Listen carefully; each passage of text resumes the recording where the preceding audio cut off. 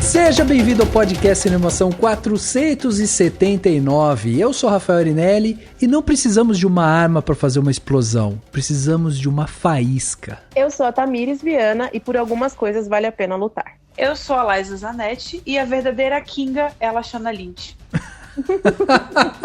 Bom. Eu sou Daniel Cury e quem gosta de coração valente e gladiador tem moral nenhuma pra reclamar de coerência histórica dos filmes, tá? É verdade. Deus, é isso. Chegou plantando a Já treta. chegou. É isso. Plantou a discórdia e eu já concordo.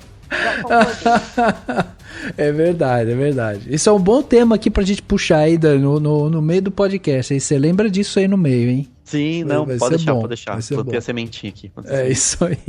Muito bem, meus amigos, estamos aqui reunidos em mais um podcast, dessa vez para falar sobre o novo filme da Viola Davis. Vamos falar aí sobre A Mulher Rei, né?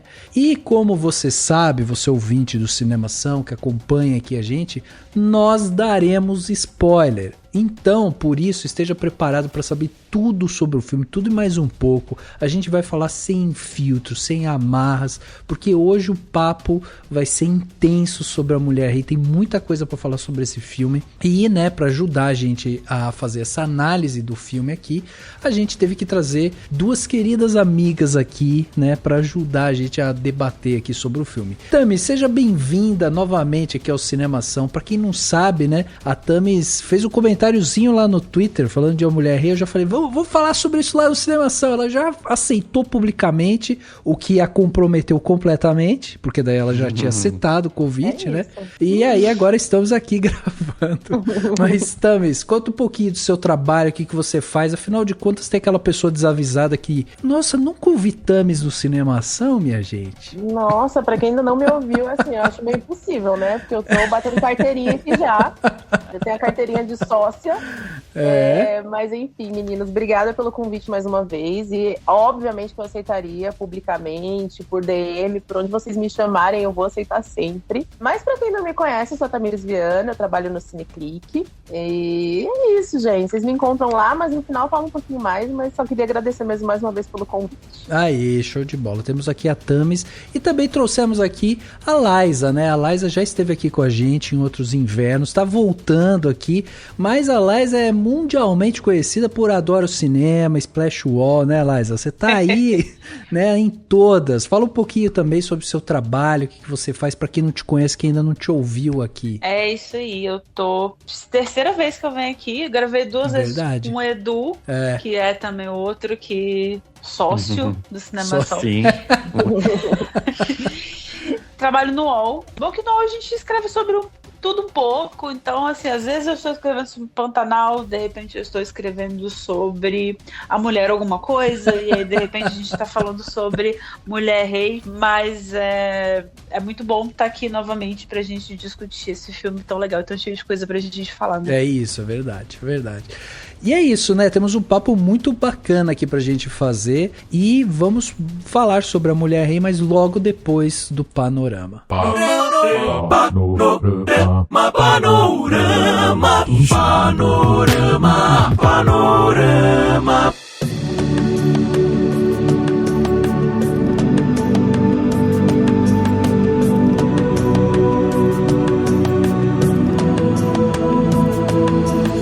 Nosso podcast, hein? Nosso podcast é sempre uma aventura que cada episódio é um tema totalmente diferente do outro, hein, Dani?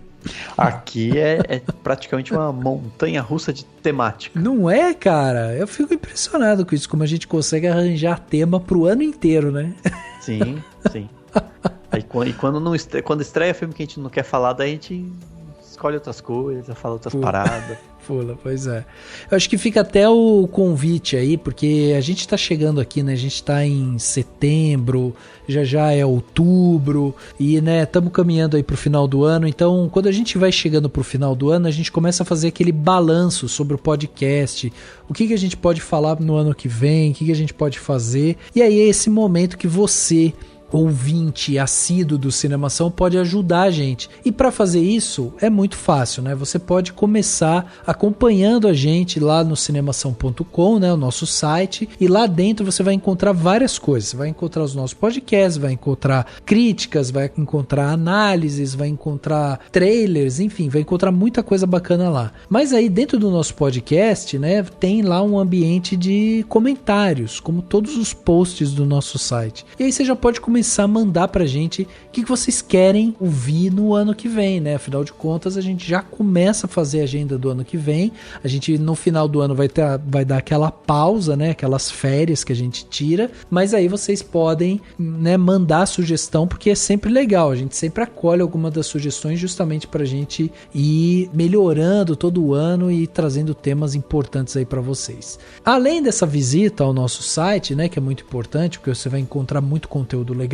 Faz também o caminho completo do nosso podcast, que é acompanhar o nosso podcast na sua plataforma de áudio preferida. Então, assim, a gente está dentro do Spotify, dentro da Apple Podcast, dentro do Google Podcast, do Castbox, do Deezer. Estamos lá, é só você procurar por Cinemação e você vai encontrar a gente. Encontrando a gente, você pode se inscrever, assinar, faz o processo lá para que você não perca nenhum episódio. Então, todas as vezes que você faz isso, todas as vezes que a gente lançar um episódio, você vai ser notificado. E aí você não perde nada, né? No Spotify, por exemplo, é só você seguir, e no Spotify ainda tem avaliação agora. Tem uma estrelinha lá que você pode dar, e aí você marca lá, né, quantas estrelas você quer dar pra gente, e tudo isso ajuda com que a gente chegue a mais pessoas. Agora, por fim, um convite muito importante aqui pra gente é o convite para que você seja um apoiador do Cinemação. E para fazer isso,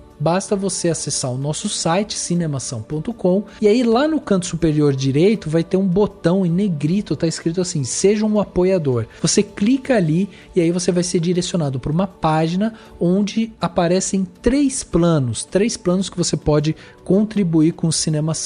É só você clicar e escolher um dos planos. A gente tem o plano Muito Obrigado, o plano Que Sensacional e o plano É uma Honra. Então você vai lá e todos os planos têm algum tipo de recompensa. Então vai lá, seleciona o plano, vê lá com quanto você pode contribuir com a gente, ou vai na plataforma, né, de apoio que você acha que é melhor para você, e aí você faz a sua contribuição, você vai ajudar o Cinemação, e no final do ano você vai também ganhar um presente exclusivo do Cinemação. Agora, se você quiser ajudar a gente de uma forma pontual, tem o Pix do Cinemação. O Pix do Cinemação é o nosso e-mail, contato@cinemação.com. Você coloca essa chave Pix lá, o nosso e-mail, vai aparecer meu nome, é só você ir lá, colocar o valor que você julgar necessário e aí fazer a doação para o nosso site aqui. Todos os valores ajudam a gente a manter essa plataforma de pé, montando e criando conteúdo para vocês. Tem festival que está chegando aí, que vai precisar de cobertura, né, Dani?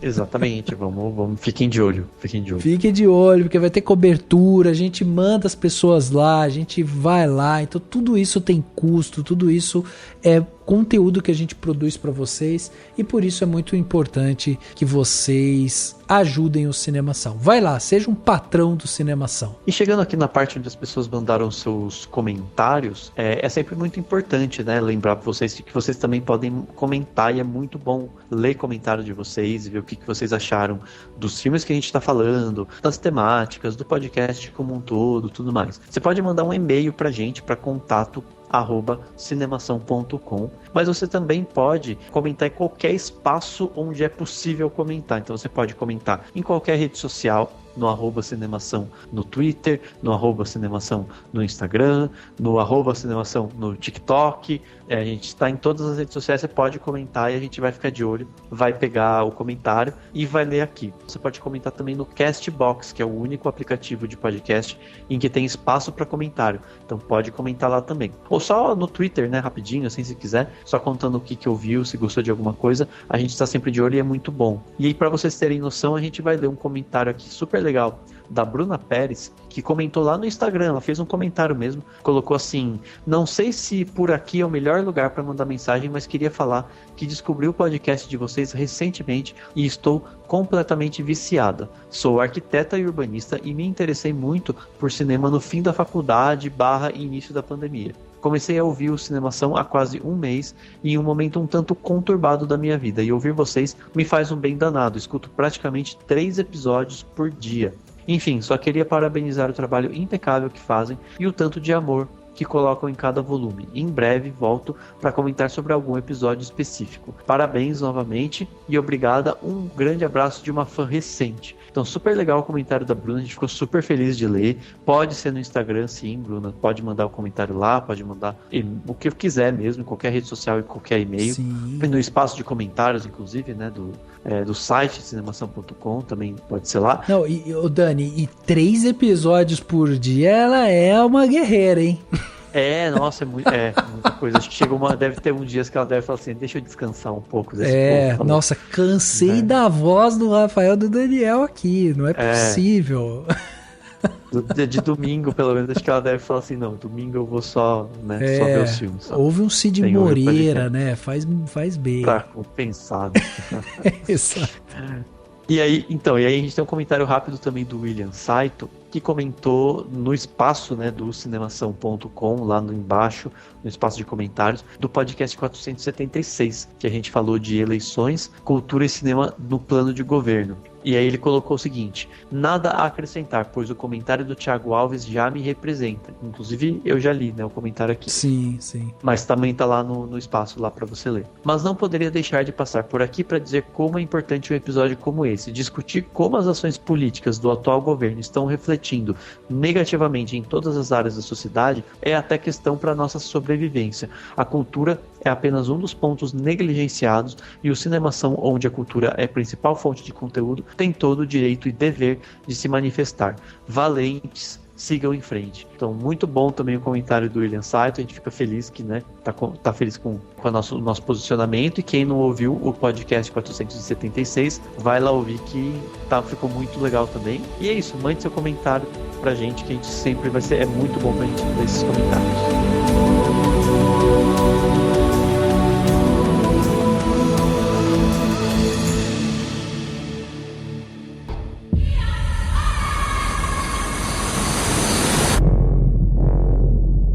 An evil is coming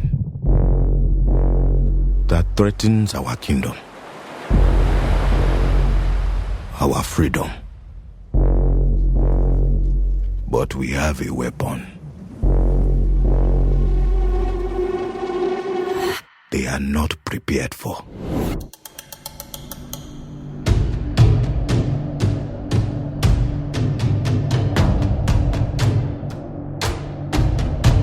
Chegava aos cinemas no dia 22 de setembro de 2022 o filme A Mulher Rei, filme dirigido pela Jean Prince Bythewood, né, e estrelado pela poderosa, talentosa, maravilhosa Viola Davis.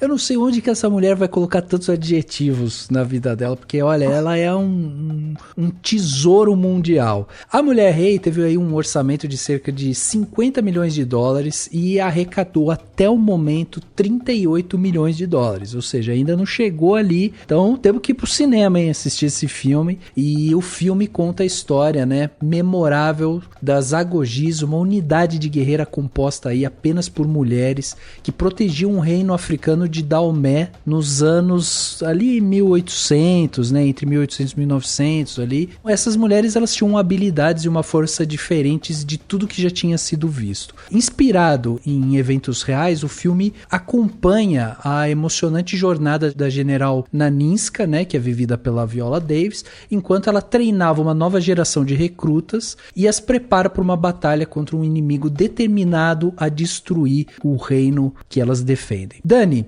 diz pra gente então, temos aqui um filme que emociona, nos deixa vidrados, né, na tela, e tudo isso graças a uma equipe que faz a Mulher Rei acontecer. Então conta pra gente quem que compõe esses bastidores, essa equipe do filme. Vamos lá então. Primeiramente, a Gina Prince Bythewood, que é a diretora, ela dirigiu, entre outras produções e séries, né? Ela dirigiu o filme The Old Guard, que é um filme original Netflix, né? Que saiu até não faz tanto tempo assim. E A Vida Secreta das Abelhas, que acho que talvez seja o filme mais famoso da diretora, né? A gente tem no roteiro a Dana Stevens, que fez roteiros de filmes tipo Paternidade, tem aquele Um Porto Seguro, que é uma adaptação daquele cara Nicholas Sparks lá, e fez o roteiro também do Cidade dos Anjos, né? Aquele filme com a Meg Ryan e tudo mais. Tem também uma das pessoas que trabalhou no roteiro, né? Que fez a história foi a Maria Bello, tá no primeiro trabalho como roteirista e que fez muitos filmes. Como atriz, ela é famosa pelo Show Bar, né? Aquele filme que ela fez, que ela é uma das meninas lá. Na montagem de A Mulher Rei, a gente tem a Terrilyn Shropshire. Adorei falar o sobrenome dela. Que é a montadora que cuidou também do The Old Guard, né? A diretora Gina Prince Bythewood. E fez Olhos que Condenam também, né? Fez a montagem da série da minissérie, né? Olhos que Condenam, entre outras coisas também. Na fotografia, a gente tem a Polly Morgan, que foi a diretora de fotografia de Um Lugar Bem Longe Daqui, que é um filme que estreou também faz pouco tempo nos cinemas, e do Um Lugar Silencioso, parte 2, entre muitos outros filmes, né?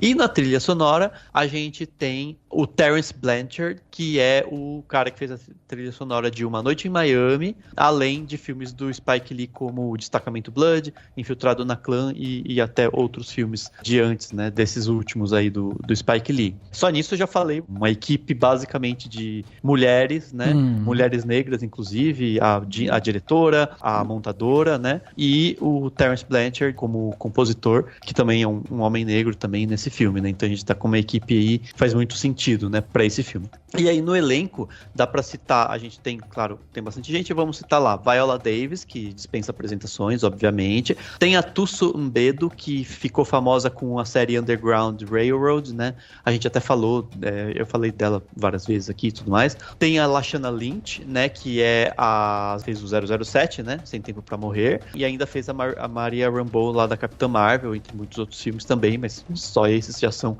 grandes, né, franquias, né.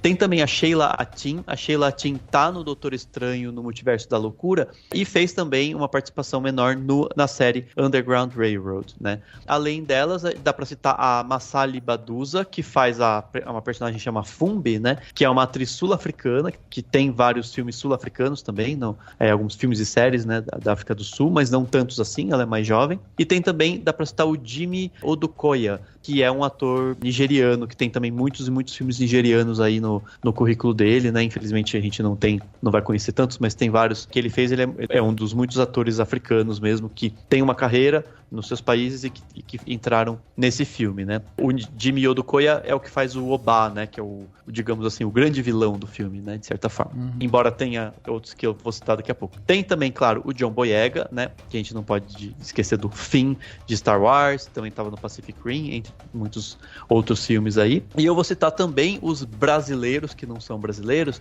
que aparecem no filme, que são o Jordan Bolger, né? Que faz até um interesse romântico, né? De certa forma, que tá no Peaky Blinders, The 100 e o livro de Boba Fett, né? São 3 séries aí que ele teve presente. E tem também o Hero Finn Stephen. O Hero Finn Stephen, que acho que é o único ator branco com nome, assim, que aparece no filme. Ele é daquela franquia After, recente, e ele também fez o Voldemort, né? O Voldemort jovem, num flashback do filme do Harry Potter e o Enigma do Príncipe. E não à toa ele é sobrinho, né? Do Ralph Fiennes, que fazia o Voldemort. E que tá aí, enfim, não sei porquê, porque podia ser um ator brasileiro, mas enfim. É isso. É verdade, é verdade. Aquele portuguesinho ali, né? Eu tinha que ler legenda, né? Não, é um português assim, que eu demorei pra entender que ele tava falando português. E aí, quando eu entendi que era português, já tinha passado e eu não tinha entendido o que ele falou. Então, assim... Não, eu acho assim, o que eles falam exatamente, apesar do filme não se passar em tempos tão antigos assim, até você fala assim, sei lá, você pode entender que é como se falava na época. Isso não é, né, assim, mas enfim, eu acho que é uma coisa que podiam ter... Contornado, né? Contornado com atores brasileiros ou portugueses mesmo, né, enfim. Sim. Agora, interessante, né? Porque quando a gente fala que é um filme que tem a base, né, real e tal, eu achei muito interessante porque depois fui ver vários depoimentos da Viola Davis, que inclusive é produtora, né, do filme, ela ajudou a colocar esse filme de pé e tudo mais. E é interessante porque o reino do Daomé hoje é onde fica Benin, né, que é localizado na África Ocidental. Ele foi um reino africano que existiu entre 1600 e 1904, quando o último rei, que chamava Benzin, ele foi derrotado pelos franceses e o país acabou sendo anexado ao Império Colonial Francês. Mas as agogis, elas existiram em um determinado momento da história das agogis dentro do reino de Daomé, elas chegaram a somar mais de 6.000 soldadas e elas compunham 1/3 de toda a força militar do reino Daomé.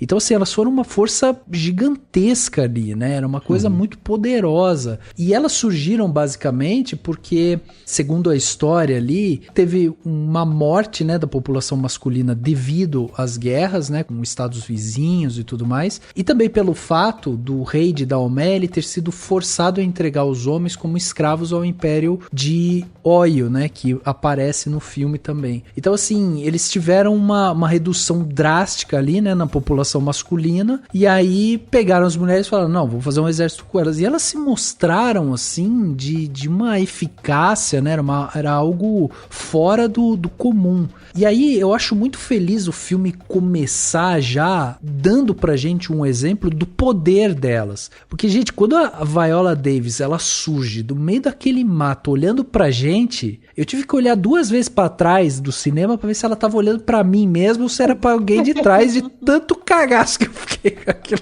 Tô arrepiada só de lembrar, gente. Que cena. Ele já começou com o pé no peito, assim, né? É. E eu acho que isso é uma técnica, porque assim, uma das coisas que eu ouvi, né, falando, assim, algumas críticas em relação ao filme é do formato dele muito clássico, né, que envolve a luta, a redenção, aí tem a paixonite no meio e tal, bababá, então tem essas coisas. Teve muita gente falando, mas poderia ter coisas ali um pouco mais inventivas e tal, e eu adoro esse formato clássico, assim, de ele dá o tempero pra gente, sabe? Vou te mostrar a história dessas guerreiras aqui que são incríveis. E aí ele baixa o tom logo em seguida pra gente ficar, cara, eu quero ver mais elas, eu quero ver mais elas. Então você fica, já no começo do filme, você já tá aguçado ali pra ver mais elas. Vocês sentiram isso, assim, com tudo ali logo no começo? Cara, eu acho que os formatos clássicos, eles são clássicos por um motivo. Porque eles funcionam. E quando eles são bem feitos, não há problema algum de usá-los, porque o problema das pessoas com formato clássico é quando fica uma história previsível, que você consegue ver o que vai acontecer depois, que nada daquilo te surpreende, etc.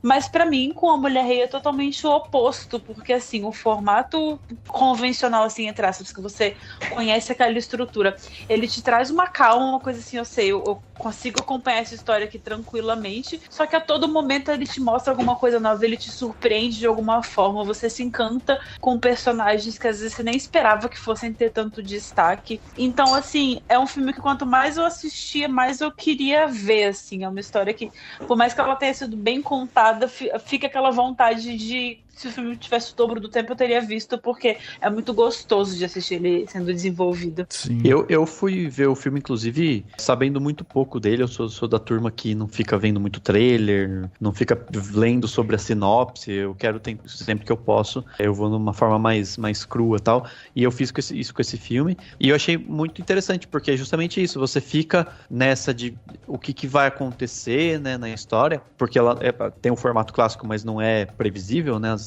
os acontecimentos não são previsíveis. E tem uma coisa que eu acho muito legal, que ele tem vários elementos de um épico, ele é um épico, né? Mas assim, ele já começa com aquela coisa do texto explicando a história prévia, né? Então é uma coisa que traz aquele sentimento de que você tá vendo uma história que tem muita coisa de antes, que veio, né, se formando. E eu gosto também de como ele é meio que episódico, de certa forma, então ele tem os momentos, né, daqui pra lá, a história vai caminhando de tal forma, até com idas e vindas, né, tipo, fica mais intensa, tem uma batalha, depois volta, aí fazem isso, conversam, volta pra lá. Esse vai e vem tem ares, pra mim, de lenda também, sabe? Porque a gente tá vendo, né, assim, essas são figuras lendárias, tem uma questão de olhar pra história, pra histórias que não foram contadas ou que foram pouco registradas, infelizmente, pra tentar, né, recontar isso, e esse recontar tem como princípio você olhar pra isso de uma forma um pouco, como você olha pras lendas, né, como todas as histórias são um pouco lendárias, tipo, até, sei lá, em Independência do Brasil, o povo vê aquela foto lá não foi daquele jeito, né, assim, Dom Pedro não ergueu a espada maravilhoso, não é daquele jeito, mas a gente tem essa visão um pouco lendária que faz parte da construção da história, desde que a gente saiba olhar, entendendo os paradoxos e tal, mas eu acho muito legal isso, assim, e ele tem esses ares, porque tem muitas histórias, né, de lendas, assim, que são isso, né, tipo, não obedecem necessariamente aquele arco muito tradicionalzinho de filme, que é de sobe aqui, depois você tem, não, ele tem um vai e vem que faz parte, e eu gostei disso, assim. Eu discordo um pouco disso quando você fala que tem essa coisa meio de lenda, porque inclusive isso foi uma das coisas que me chamou a atenção na fala da própria Viola Davis, porque quando perguntado sobre o filme, ela fala assim que o filme, que é importante a gente entender que as agogis, apesar de serem essas figuras que tipo tem né, às vezes viram rodapé numa página de história, né? E a gente já tinha algum tipo de relação com elas, porque aquelas soldadas que a gente vê dentro do Pantera Negra, elas são inspiradas nas agogis. As Dora Milaje. As Dora Milaje, exatamente. E aí a Viola Davis, ela fala isso, assim, que é importante a gente perceber que as agogis, elas recrutavam meninas entre 8 e 14 anos. Essas meninas, elas eram proibidas de casar, de ter relação sexual, elas serviam um reino. E aí a Viola fala sobre isso, ela fala assim que o propósito dela como artista é humanizar essas personagens. Então, eu discordo um pouco dessa visão, dessa coisa lendária, porque pra mim o filme ele tem um pé muito mais sóbrio nessa questão de... Ele humaniza essa coisa que poderia ser uma lenda, sabe? Ele não é tido só como uma coisa de quase fantasiosa, ou quase alegórica, assim. Não é lenda no sentido de fantasia, no sentido de ser um épico do passado, sabe? Eu acho que mais no formato que a história é contada, né? Tipo, que vai para um lado mais da narrativa falada, que ela não segue uma cronologia, porque existem versões, existem fatos dentro dos fatos. E não, exatamente, sabe? Quando você conta histórias do passado, nessas coisas, é desse jeito, né? Falar, fulano daí fez isso, daí ele voltou, daí fez... Então você não tá preocupado... E eu gostei disso, eu gostei que não é, sei lá, muitos roteiristas e diretores iriam para um caminho de transformar naquele arco bem, né? Que você vê, inclusive, eu citei, né, no começo, do Gladiador, no Coração Valente, aquele arco muito desenhadinho, né? E ele não tem um pouco, claro, tem um arco mais macro, mas ele tem um vai e vem, né? Tipo, sabe assim, quando eu achei que o filme tava encaminhando quase para um fechamento, você tem a Naui, né, que é a protagonista, praticamente, sendo capturada, e aí você retoma para aquilo da trama dela, né, com a Nanisca como mãe dela e tal. Então você meio que, sabe assim, é um vai e vem de fatos, e eu acho isso muito, sei lá, eu gostei muito disso, assim, especificamente, sabe? Desse vai e vem de coisas que vai te surpreendendo, né? Puxando um pouco pro que o Rafa falou, assim, eu acho que o que mais me atraiu no filme, eu até falei disso na minha crítica, é essa humanização, assim, porque o que a gente pensa de um exército de mulheres, né? Tipo, o que é representado naquele começo? É que são mulheres muito fortes e duras, e eu acho que a Viola, ela tem essa habilidade no trabalho dela, que é essa coisa de pegar personagens muito firmes, muito fortes, mulheres muito guerreiras mesmo, e se deixar abater quando precisa, sabe? Eu acho que essa dualidade dessas mulheres. Então, além da gente estar vendo um exército poderoso, de mulheres extremamente poderosas, a gente consegue ver o outro lado delas. A gente consegue ver a Nanisca cair quando precisa cair, chorar e ter essa relação. Eu acho que a forma como o filme constrói essas relações entre elas que é muito interessante, sabe? Porque é essa humanização que o Rafa tava falando, assim. Isso pra mim é o que mais pegou, assim. Sim, E essa humanização das mulheres, esse olhar para as questões desses paradoxos, né? Essas contradições até, você vê tanto no âmbito das pessoas, né? Daquelas mulheres, no caso da Nanisca, da Nau e tudo mais, e você vê também na sociedade mesmo, né? Assim, eu achei muito legal como que eles colocaram o rei, né? Que é o John Boyega, como um cara mimadinho, né? Assim, um cara meio tipo... não tem muita noção das coisas, né? É meio que reis são assim, né? Tipo, o cara tá meio fora da realidade, não tá... fica naquele lugar, né? Só cercado dos seus privilégios e tal. Tem isso, tem vários momentos de machismo, né? Até a própria a menina ganha lá e ele meio que fala assim, se você não fosse uma guerreira, você podia ser minha esposa, tipo, pera lá, né? Então, assim, mas é isso, tipo, é interessante, né? E que cai nas contradições da sociedade quando entra na questão da questão do período da escravidão e dos sequestros e tal, né? You like the guns? You enjoy practicing with the men in the infantry? I see you flirting. This is not allowed? You know it is not. Why not? The men who are soldiers have wives and children, but the Agojia cannot. How is that fair? Were you this arrogant with your family? No wonder they gave you away. It is you who is arrogant. Você sabe que esse negócio de você desmistificar um pouco, né? Por isso que eu acho interessante do filme, porque inclusive a Dina faz isso, né, na história. Quando ela traz, né, ela vai trazendo as guerreiras andando pela cidade, todo mundo olhando pra baixo, porque não pode, né, cruzar um olhar ali e tal. E você acabou de ver elas lutando. Então, assim, você tem quase que a mesma reação do que aquela população, que é uma admiração, é um respeito gigantesco por elas ali, mas conforme vai passando o tempo, você vai vendo que é um fardo também, entendeu? Essa desmistificação que é muito interessante, assim, como é difícil também, não é uma coisa simples, assim, não é só porque elas lutam e elas defendem, porque de repente tem uma delas ali que é mais ambiciosa, que pretende, né, virar general mais pra frente, não sei o que e tal, não é uma coisa simples, assim, que elas são super confiantes e pronto, não, elas sofrem também com aquela escolha. Você vê que existe o desejo, né? Porque como elas são abdicadas de casamento, de sexualidade e tal, elas ficam num limbo ali, assim, que é muito difícil para elas viver com aquilo, tanto que elas vivem num santuário, um negócio fechado, em que ninguém pode entrar, porque é quase que um retiro, assim, para elas não terem tanto sofrimento com a sociedade externa também. Então elas são tratadas e treinadas durante muito tempo de uma maneira para exercer a função delas, que é ir lá e combater. Mas não é uma coisa simples, não é uma coisa limpa, tranquila e tudo mais. É difícil, é sofrido e tal.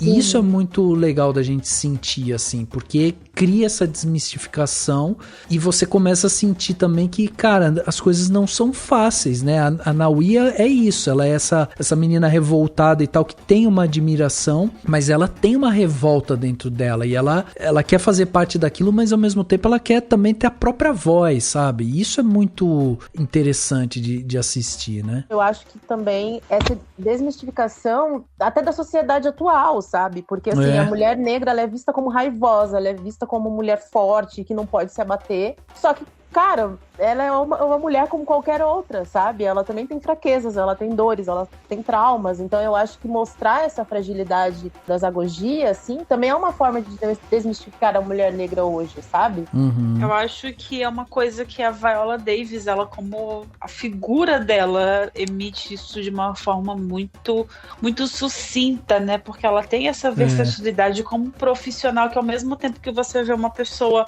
forte, decidida e enrijecida, enrijecida, você vê ao mesmo tempo que tem aquela fragilidade, que ela tem uma doçura, que ela consegue navegar entre as duas coisas muito bem, né? E eu acho que isso também, dentro da história do filme, fica muito claro, fica muito interessante na forma que eles constroem a Naui, porque a versão que ela tem a seguir as regras, essa tendência que ela tem a sempre sair um pouquinho da curva, sempre ali pensar no que as pessoas não querem que ela faça, é o que torna ela tão única para dentro daquele exército. Então, assim, o fato dela não querer pertencer é o que faz ela pertencer ainda mais, assim. Então, acho que isso amplia ainda mais essa visão que a gente tem da força dessas mulheres e da vulnerabilidade que elas sustentam ao mesmo tempo. E aí tem essa outra questão também, porque a Viola Davis, ela falou isso também, né? Porque ela falou assim, o filme não fala só sobre escravidão, mas ele fala sobre o que significa ser uma mulher e como as mulheres se conectam e como elas sobrevivem e como elas precisam se unir, né? Então existe tipo um subtexto ali também que é muito interessante nesse sentido. E aí eu chamo a atenção inclusive pro primeiro ato do filme, porque tem um momento ali que a Naui, ela é jovem e ela tá, né, se encaixando ainda dentro daquele ambiente. E aí tem um momento que ela pega e fala assim, vocês não sabem o que aconteceu, você não sabe o que é sofrimento, porque aconteceu isso comigo. Ela começa a falar, e aí vem uma e fala assim, não, aconteceu isso, minha mãe me vendeu minha virgindade. Tipo, e aí eu fui estuprada por um homem, por 2 homens, por 3 homens. Aí depois vem a Nanis que fala, comigo fui capturada e fui estuprada também várias e várias. E quando elas contam os relatos delas, né, a Izog e a Naniska, a Naui fica, assim, perplexa, porque o ciclo de violência, ele perpetua, né, ele tá sempre em volta delas. Então, o que ela considera sofrimento como sofrimento próprio, ele ganha uma pluralidade, né, ele ganha outras camadas ali. Então, isso é muito interessante, assim, da gente perceber, porque é isso, assim, esse discurso que o filme constrói sobre feminilidade, sobre, né, a mulher preta na sociedade hoje. E aí o filme tem pequenas frases assim que são tão simbólicas, tão potentes no meio dele, né? Tipo isso, dessa questão da história. Não existe só a sua história triste, existem muitas histórias tristes. E a gente tem que resistir, essa que é a questão, né? A gente tem que resistir, a gente não pode só se debruçar nessa história e ficar nela. Então é muito potente, assim, e também como ela faz essa narrativa, né? A Izog, a hora que vai contar a história dela pra Naui, conta num ambiente, elas estão à noite, a Gina faz uma câmera lateral, né? Então ela pega, assim, bem o perfil, é como se estivesse dando pra gente o perfil realmente visual e histórico da Izog. E aí a Izog conta a história dela e mostra a mão, né? A mão ferida e tal. Então é tudo muito forte, assim, é muito potente essa parte de imersão nesse mundo das agogis, né? Total. Esse lance que falaram sobre o formato do filme, que ele é um formato mais tradicional, acho que pegaram um pouco justamente da filmografia da própria Dina, né? Que ela tinha feito lá Além dos Limites, tinha feito A Vida Secreta das Abelhas e fez o The Old Guard também, que é o filme da Netflix. E ela tem um formato que é um formato mais tradicional mesmo, no seu jeito de filmar, no jeito de contar a história e tudo mais. Mas, como eu falei, assim, pra mim esse não é um problema por tudo que a gente comentou. Mas vocês sentem falta ou incomodou de alguma forma pra vocês, tipo, sei lá, o romance de ter aparecido ali, né, aquele breve romance, ou de você ter, né, a construção de uma heroína, né, sendo por uma mentora e tal. Vocês tiveram algum tipo de problema com essa coisa, assim, tipo, da jornada do herói e tal? Vocês tiveram alguma coisa de problema em relação a isso ou não? Pra vocês isso foi tranquilo? Eu tive um problema com a questão do romance, assim. Eu acho que ele é bem descartável. Eu acho que ele não acrescenta nada na história. E fica uma coisa que você fala, gente, mas por quê, sabe? Assim, eu tava amando o filme, vibradíssima. Isso pra mim não anula nem um pouquinho a potência do filme. Mas foi uma parte que me incomodou, assim. Era a parte que aparecia e eu ficava tipo, não, sabe? Menos. Isso vai rolar mesmo? Precisa disso, sabe? Então, pra mim, acho que foi a única coisa que me incomodou foi esse romance, que pra mim mim é extremamente descartável. Assim. Uhum. Assim, o romance nem me incomoda tanto, assim, porque eu acho que ele tem uma função narrativa no sentido de mostrar essa vulnerabilidade. Fiquei com medo dela fugir com ele, abandonar tudo. Fiquei. Se tivesse acontecido, teria achado uma merda. Mas graças a Deus não aconteceu. Graças aos roteiristas, na verdade. Né, que no caso foram elas. Então, assim, eu acho que talvez a construção do romance tenha ficado muito óbvia e muito, assim, porque você não consegue sentir de onde vem aquela afeição que ela sente por aquele cara, sabe? Acho que fica difícil se identificar. O que me incomodou um pouquinho foi a forma como construíram a coisa da maternidade, porque eu entendo a função que ela tem na história, eu entendo como que ela faz essa união, essa ponte entre a parte mais física e a parte emocional da história. Só que eu acho que acabou ficando uma coisa muito convencional a forma como isso se amarra, sabe? Eu queria que talvez tivesse tido um pouquinho mais de elaboração.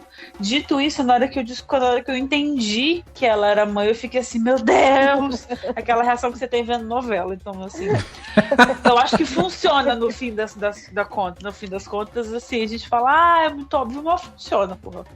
Eu entendo esse ponto que você levantou, Lai, sobre a questão da vulnerabilidade da Naui, mas pra mim soa mais com uma curiosidade dela, sabe? Do sentido de, por ela, enfim, ser uma garotinha ali que precisa abdicar de tudo, ela tá muito mais curiosa e talvez essa coisa dela ser um pouco rebelde, entre aspas, é o que faz ela se atrair por ele, sabe? Mas não de fato que existe um sentimento, assim, eu não consegui enxergar, é o que você falou, eu não consegui enxergar uma profundidade nisso. Pra mim, é por isso que fica extremamente vago na narrativa, sabe? Ela tem 19 anos, né, Thames? Tipo, ela tá curiosa também, né? Sexualmente falando também. Os hormônios estão ali, né? Cor da pele, né? Tudo adolescente a gente sabe. Sai o moço lá da cachoeira, né? Eu acho que tem uma coisa legal aí, porque a gente vê antes o pai dela já tinha tentado que ela casasse com um monte de caras e ela não dava certo casar com nenhum, então ele fala, cansei, vai aí ser guerreira no exército que eu não te quero mais. E aí isso mostra uma coisa tipo, ela não quer casar, ela não quer um homem, ela não quer não sei o quê. E aí mostrar que ela tem o poder, ela tem a capacidade de se interessar, que ela tem essa vulnerabilidade dentro dela, mesmo que seja só essa curiosidade em relação a ele, que no final das contas acho que era isso mesmo, porque a gente sabe que o alinhamento dela tava ali com a Zagoji, é uma forma de mostrar que ela tem isso, que uma coisa não anula a outra, né? Mas podia ter sido mais elaborado, né? Não, e o Dani sabe, quando eu assisto esses filmes, e aí quando eu senti isso também, eu achei meio forçado esse romance, assim, apesar dela ter 19 anos e tal, mas eu fico assistindo o filme, eu fico assim, não beija, não vai me beijar, não. E tem uma coisa que, assim, tem a função, acho que narrativa, que serve até pra ela não, né, tipo, ficar lá, mas com uma certa liberdade, porque ele meio que, termo horrível, mas ele compra ela pra ela não continuar presa, né, pelos mercadores, os escravagistas e tal. Então, acho que tem essa função, né, daí tem todo o arco quando chegam lá na cidade, né, portuária lá. Mas eu acho que tem uma coisa, enfim, pode ser complicada, enfim, não sei o que vocês acham, que é a de que esse personagem, ele entra num pouco aquela coisa de tal, tipo assim, o único homem com virtudes, sabe, assim? O único homem minimamente aceitável que existe, que tem um mínimo de sentimentos, né, basicamente. Mais ou menos isso, sabe, aceitável e tal, e aí não sei se problematizar demais, falar sobre a questão dele ser, né, fruto da miscigenação, né, tipo de pai branco, mãe negra africana, que ele fala, né, lá e tal. Mas tem outro ponto também que eu acho que daí não tem a ver com a narrativa em si, mas é porque eu vi uma cena que acho que foi de vídeo, não sei se do trailer, de algum vídeo promocional, de um beijo, né? Mas não tem o beijo no filme, né? Não. Então no filme, em nenhum momento, ela no corte final, em nenhum momento eles se beijam, e não fica claro, não é um romance consumado, né? Me parece mais como uma admiração, um interesse que acaba se separando pelo destino e tal. Então acho que, enfim, essas questões acho que dá pra pensar nelas, assim, no que elas podem significar e tal, mas acho que no fim é isso, assim, ele é essa figura que tem um pouco de sentimento, não compactua totalmente, né, com todo o mercado, né, que a escravidão criou e tal. E aí a gente entra num outro fato que eu achei muito legal, foi como o filme mostra isso, assim, ele vai falar da questão da escravidão, ele fala da questão das guerras internas e de como o próprio reino de Daomé, né, tipo, vendia pessoas para esses mercadores, e aí ele deixa muito claro uma coisa que é interessante, que é como os europeus, os brancos, conseguiram fazer a base dessa sociedade também ser da escravidão, né? Até o cara fala, né? Ele fala, não, mas a base da economia, tipo, e realmente você vai estudar a história do Brasil e das Américas, e principalmente do Brasil, né? Lá representado pelos personagens portugueses não, né? Os dois brasileiros, acho. Você tem isso, você tem, tipo, essa representação de uma economia que foi totalmente baseada na escravidão. E eles conseguiram a façanha, o horror de levar isso para essas sociedades, porque daí, quando você vê o próprio reino de Daomé, o Oió, que mostra também, são reinos que ficam dependentes disso, porque é como eles conseguem dinheiro, é como eles conseguem se manter, é como eles conseguem circular a economia. Eles ficam reféns dessa situação. E aí a personagem da Nanisca tem todo aquele movimento de tentar mudar, né? E aí tem todo né, a coisa mas aí a gente vai virar fazendeiro, né? Vai virar uma comunidade, né, de pessoas que produzem, mas era a forma deles saírem, de eles tentarem sair, ela tá tentando esse caminho, né? E aí nisso entra um elemento que não foi bem assim, porque o próprio reino de Daomé permaneceu, né, nessa questão de vender pessoas e, né, de basear sua economia nisso. A princípio, pelo que eu entendi, não tinha essa coisa do azeite, né, do óleo ser uma tentativa e tal, mas acho que pro filme funciona muito bem, né, isso no sentido de você mostrar esse caminho, é um olhar para o passado que vai dizer, olha, que vai fazer o público entender o que estava rolando, um caminho possível, mas mais no sentido de fazer eles entenderem o porquê que aquela situação foi tão horrível, né, no sentido de criar de fazer a economia se basear na mercantilização de pessoas. Né? When it rains, our ancestors weep for the pain we have felt in the dark hulls of ships bound for distant shores. When the wind blows, our ancestors push us to march into battle against those who enslave us. When it thunders, our ancestors demand we rip the shackles of doubt from our minds and fight with courage. We fight not just for today, but for the future.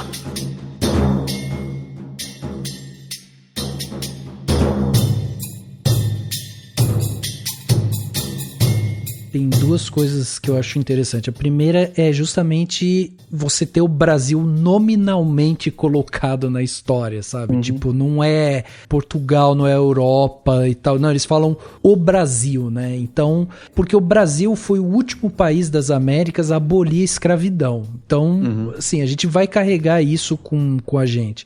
E aí eu acho muito interessante porque, sabendo disso, tendo o Brasil sendo nominado no filme, a gente que tá assistindo do Brasil e sendo brasileiros, a gente já sente um impacto imediato, assim. E aí me chama muito a atenção aquele momento em que a Nanisca, ela fala do sonho dela e que ela não entende e tal, o que é o sonho. E daí quando ela percebe o que é o sonho, ela fala que é aquele monstro que está escondido e tal, que é ela mesma, que ela precisa se enfrentar. E isso fala muito também dessa nossa dificuldade de olhar para o nosso passado e fazer as pazes com o nosso passado, porque mesmo a abolição da escravidão do Brasil tendo sido a última a ocorrer, ainda ocorreu da maneira mais desgraçada possível, sabe? Sem nenhum tipo de plano, sem nenhum tipo de compensação, sem nenhum tipo de política pública, né, para que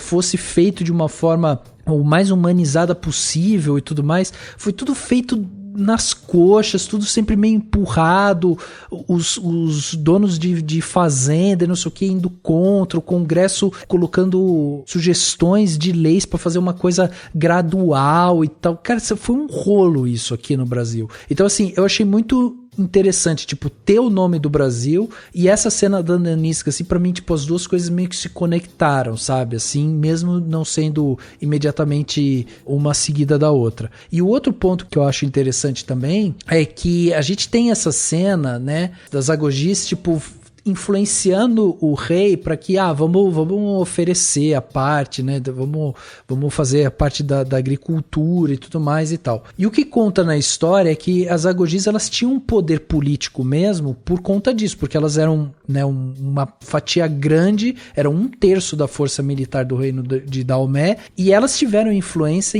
em falar sobre isso, e tipo, vamos tentar tirar a base da nossa economia da escravidão. O problema maior disso, e que é recorrente, né, na história da África, é que eles têm o tempo todo que se defender dos brancos que estão invadindo o tempo todo lá. Tanto que o exército, né, das Agogis, eles, no século XIX, depois da invasão europeia ao continente africano, essas Agogis, elas foram recrutadas de novo para ir lá lutar contra o exército da Primeira Guerra Franco-Damamomena. Tiveram, tipo, uma guerra onde elas foram lá, que elas tiveram que ir, né? O exército feminino foi lá de novo. O exército feminino só foi dissolvido lá pelo século XX, depois da colonização europeia na África. Então, assim, o continente africano ficou sofrendo com invasões. Então, mesmo que eles tivessem a ideia de vamos mudar a nossa economia, vamos parar de vender pessoas pra gente mudar o centro da nossa economia, eles antes disso tinham que combinar com o resto do mundo que continuava indo lá, continuava fazendo as ofertas, continuava tirando gente de lá, sequestrando as pessoas, né? É um horror, é uma história horrorosa. E você falando isso, é muito simbólico a cena final, né? Que tem até uma cena depois, mas nossa, que é elas olhando pro mar e tem aqueles navios, né, assim, do tipo assim, isso, ela tá simbolizando isso que você falou, né, de tá vindo gente, né, assim, a gente vai ter que se defender desse monte de tudo que é simbolizado pelos navios, né, os navios, os barcos à vela e tal, né. É uma coisa que eu acho que a discussão em torno do filme das pessoas problematizando como a questão do tráfico de escravizados era abordada é justamente que falta essa visão de que as coisas são muito mais amplas, não são simplesmente africanos vendendo africanos porque eles querem. As pessoas, acho que a discussão fica muito parada nisso quando as pessoas falam, não, mas o filme é incorreto porque não falou isso, porque o filme não falou aquilo, porque a verdade é que o reino de Daomé fazia isso, fazia assado, sendo que assim, cara, as pessoas ali, elas são vítimas de um sistema que não foi criado por elas.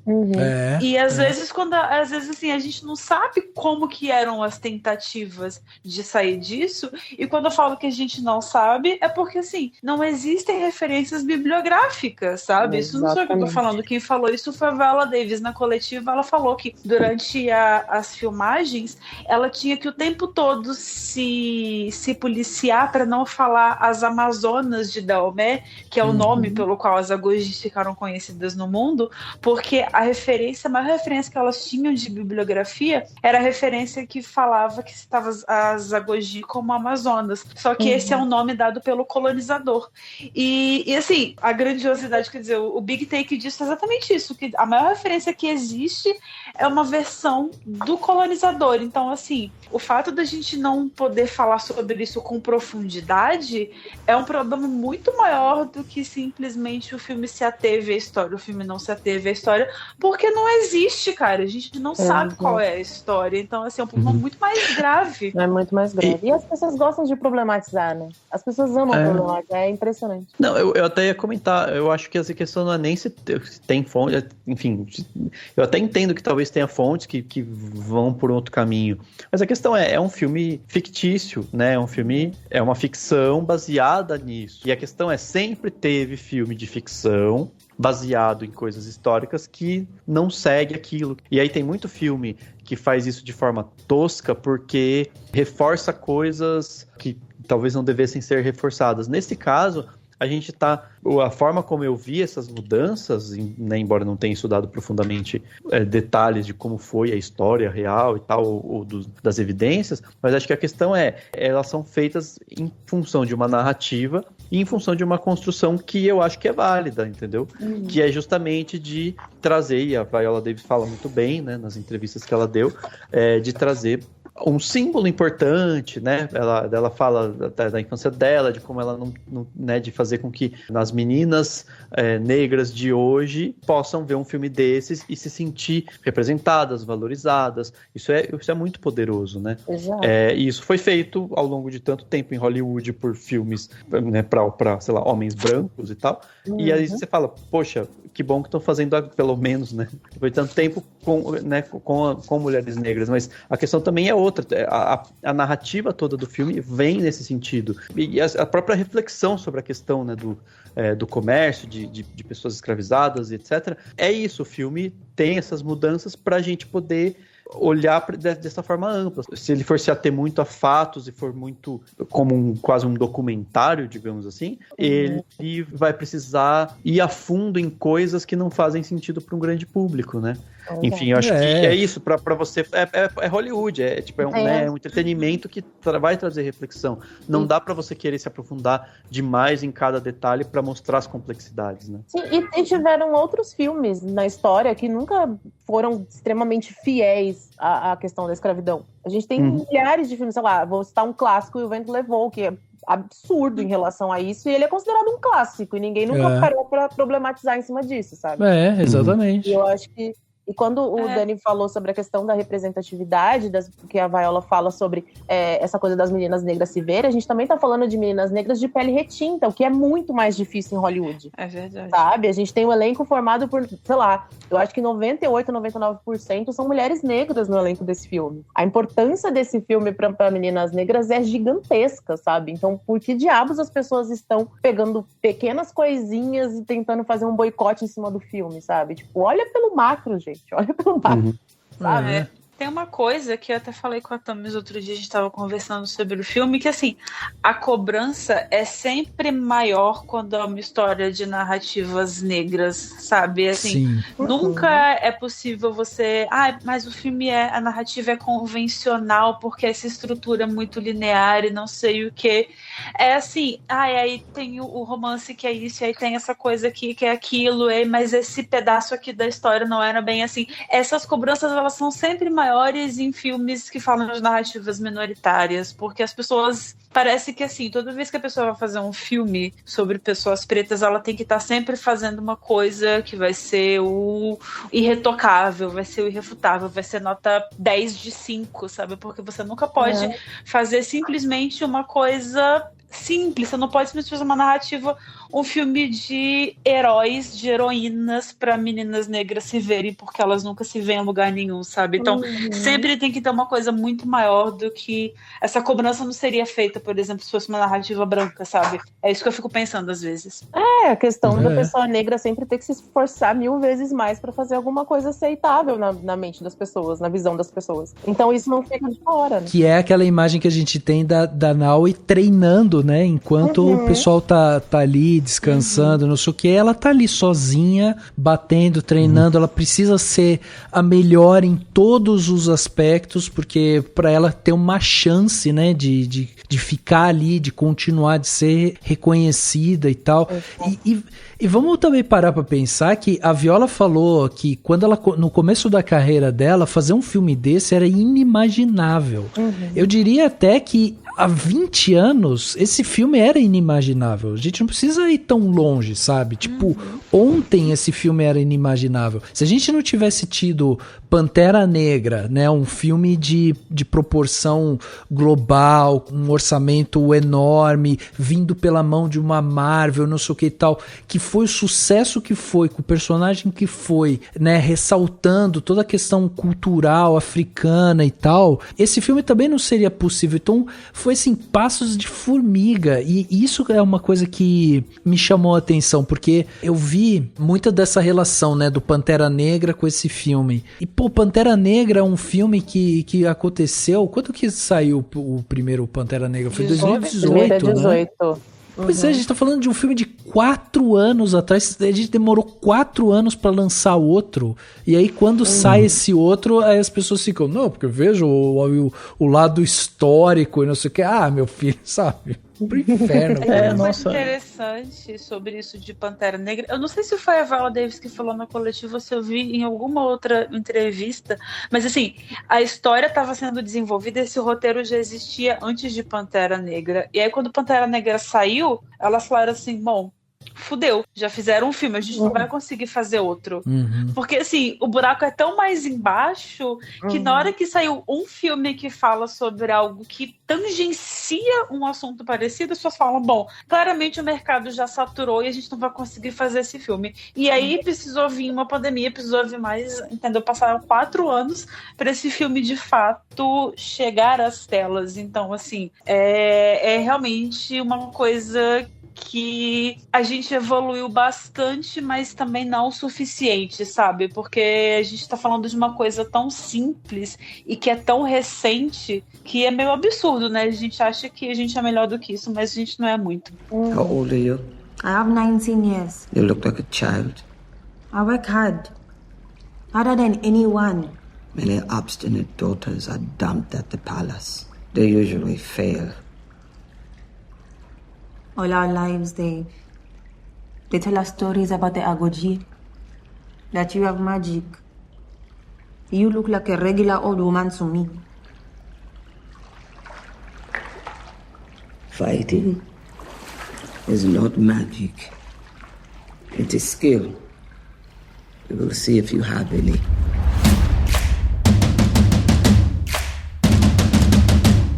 Quando a gente tá assistindo esse filme, pra mim, uma das coisas que mais me saltou aos olhos foram as atuações, né? A atuação da Viola Davis é um primor, né, por si só. A atuação dela, o que ela faz em tela é arrebatador, assim. A Lashana, né, que é a Izog no filme, essa mulher é uma potência em tela que é inacreditável, assim, como todas as vezes que ela aparece em tela você fica vidrado nela, assim, o que ela vai fazer, os olhares dela, os trejeitos dela, assim, é muito impressionante. A Sheila Tin, né, que é a Menza, né, no filme, que é a conselheira ali da Nanisca, também é uma atriz, assim, cativante, né? Parece que todas as vezes que ela vai abrir a boca pra falar alguma coisa, você já tá pegando o caderninho porque vem né, uma coisa brilhante ali e tal. Então é impressionante o impacto dessas atrizes, assim. Inclusive tem uma cena que eu acho muito simbólica da interação dessas três, basicamente, que é logo depois que elas jogam, né, aquela cabeça daquele pessoal lá de Oyo, né, que eles jogam a cabeça ali e tal, e aí ela fala que não vai entregar Agogis nenhuma, e não sei o que, daí tem uma briga e tal, e depois a Nanisca sai correndo com a Naui e elas pulam, né, de um penhasco ali e tal no rio e tudo mais. E a Nanisca, quando elas saem do rio, a Nanisca dá um ergue ali na Naui, né? Pô, você não me obedeceu, você não seguiu o plano, que absurdo e tudo mais. Enquanto ela tá fazendo isso, a Gina faz um corte e ela mostra a Izog e a Menza se entreolham, tipo uma cena de segundos, sabe? Elas se entreolham assim do tipo, pô, não vamos interromper porque é a Nanisca que tá falando, não vamos interromper, mas a gente sabe que a Nanisca também pisou na bola aqui, né? Então elas dão essa olhadinha entre elas ali e não falam nada. Em seguida, aí ela traduz esse olhar pra gente, né? Porque daí a Menza chega na Nanisca e fala assim, ó, eu nunca iria te questionar na frente das outras guerreiras e não sei o que e tal, mas pô, foi você que não seguiu a ordem, né? Não foi você que não seguiu o plano, porque pô, você voltou lá e tal. E daí a Nanisca fala, não, eu fui lá. Então a Nanisca, ela tem também o mesmo impulso que a Naui tem, né? Ela tem. E aí as duas têm isso, só que a Nanisca, ela tem uma questão também ali de posição. Ela, como general, ela precisa dar o exemplo, ela tem que mostrar, ela tem que manter a unidade, né, junta ali e tal. Só que essa interação delas é uma coisa tão sutil, assim, tipo, uma troca de olhar rápida ali, que você percebe que, tipo, a Izog e a Menza sabem de alguma coisa que a gente não sabe, sabe? Tipo, elas trocaram olhares e falam, o que vocês estão se olhando aí? O que tá acontecendo? E isso é muito bom. E a Tuzo, né, que faz a Naui, essa atriz é de um brilhantismo, assim, eu acho que a gente ainda vai ver ela em tanta coisa boa, porque primeiro que eu acho que ela encaixou maravilhosamente bem como filha da Viola, assim, tipo, as duas têm até os traços parecidos, assim, mas ela tem uma expressão no olhar que, cara, é impressionante. A gente já tinha visto isso, né, na série que ela faz, que é o The Underground Railroad, mas aqui ela tem essa coisa, né, ela tem a expressão no olhar na curiosidade pelo homem, a expressão no olhar de quando ela descobre quem é a mãe dela, a expressão no olhar quando ela vê o suposto, né, marido que ela vai ter. Ela é muito expressiva, assim, é muito cativante essa menina. Nossa, Cara, pra mim, quem roubou a cena foi a Lashana Lynch. Tudo que ela fazia, eu estava idolatrando. Ela falava um A, eu falava, concorda, é isso aí, rainha, mulher, é você. Ela é, assim, maravilhosa. Essa mulher merece... Bota ela pra fazer o 007, bota ela pra fazer o novo Doutor Estranho, bota ela pra fazer qualquer personagem que for que ela dá conta, entendeu? Ela é, assim, eu já gostava muito do trabalho dela, mas acho que esse filme, assim, me abriu muito os olhos e falei, cara, essa mulher aí é ela, entendeu? Ela sim. E assim, que time que a Viola Davis, que é a produção do filme, reuniu, né? Porque a gente vê tantas mulheres, tantas atrizes de origens diferentes, com experiências diferentes se reunindo ali. Você fala, cara, é um exército próprio que ela criou pra fazer esse filme, né? E é gostoso de ver também, entre aspas, né? O alívio cômico que a Izog e a Naui trazem em muitos momentos, assim, né, cara? A relação delas é muito boa, assim. Sim. Eu dava gargalhadas com as duas, assim, em alguns momentos. Mas, ó, vou trazer uma informação que explodiu minha cabeça. Não sei se vai explodir de vocês. Você vê que é a mesma que eu tô pensando. A Tuzo tem 31 anos, gente. Eu tava encontrando um espacinho pra falar sobre isso, porque eu fui buscar a idade dela e eu fiquei apavorada. Caraca, e ela faz o papel de uma menina de 19.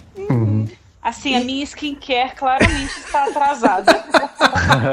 Assim, gente, o nome disso é melanina, gente. É melanina. Eu já tô me preparando para ser recrutado para os papéis de 50, já, 60, né? Que absurdo! É um absurdo. Eu tinha certeza que ela tinha no máximo uns 20 anos. Assim. Eu também. Eu tava fazendo a pesquisa na crítica e tal, e quando eu olhei a idade dela, eu falei, não, tá errado. Não é possível, gente, assim, mais velha que eu. Ela tem uma carinha de bebê, não é possível. Nossa, é inacreditável. E a Viola, né? A Viola também, porque a Viola tem quase 60 anos. Nossa, que é aquela mulher, né? O treinamento dela foi absurdo pro filme. Pelo amor de Deus. E elas estão... Né? Eu achei bem legal, elas estão tipo, né, todas super muito fortes, né, assim, com o treinamento que eles fizeram. Aí teve toda uma coisa de treinar com base em cada corpo, né, tipo, tem toda uma coisa de, tipo, que pode comer e tal, cada uma fez um treino diferente. Elas fizeram um teste de DNA, né, fizeram um teste de DNA pra saber o que cada uma podia comer, como elas deveriam treinar, assim, foi um negócio muito bem organizado mesmo, assim. Valeu a pena, né. Os bração da mãe. Achei sensacional. Sensacional.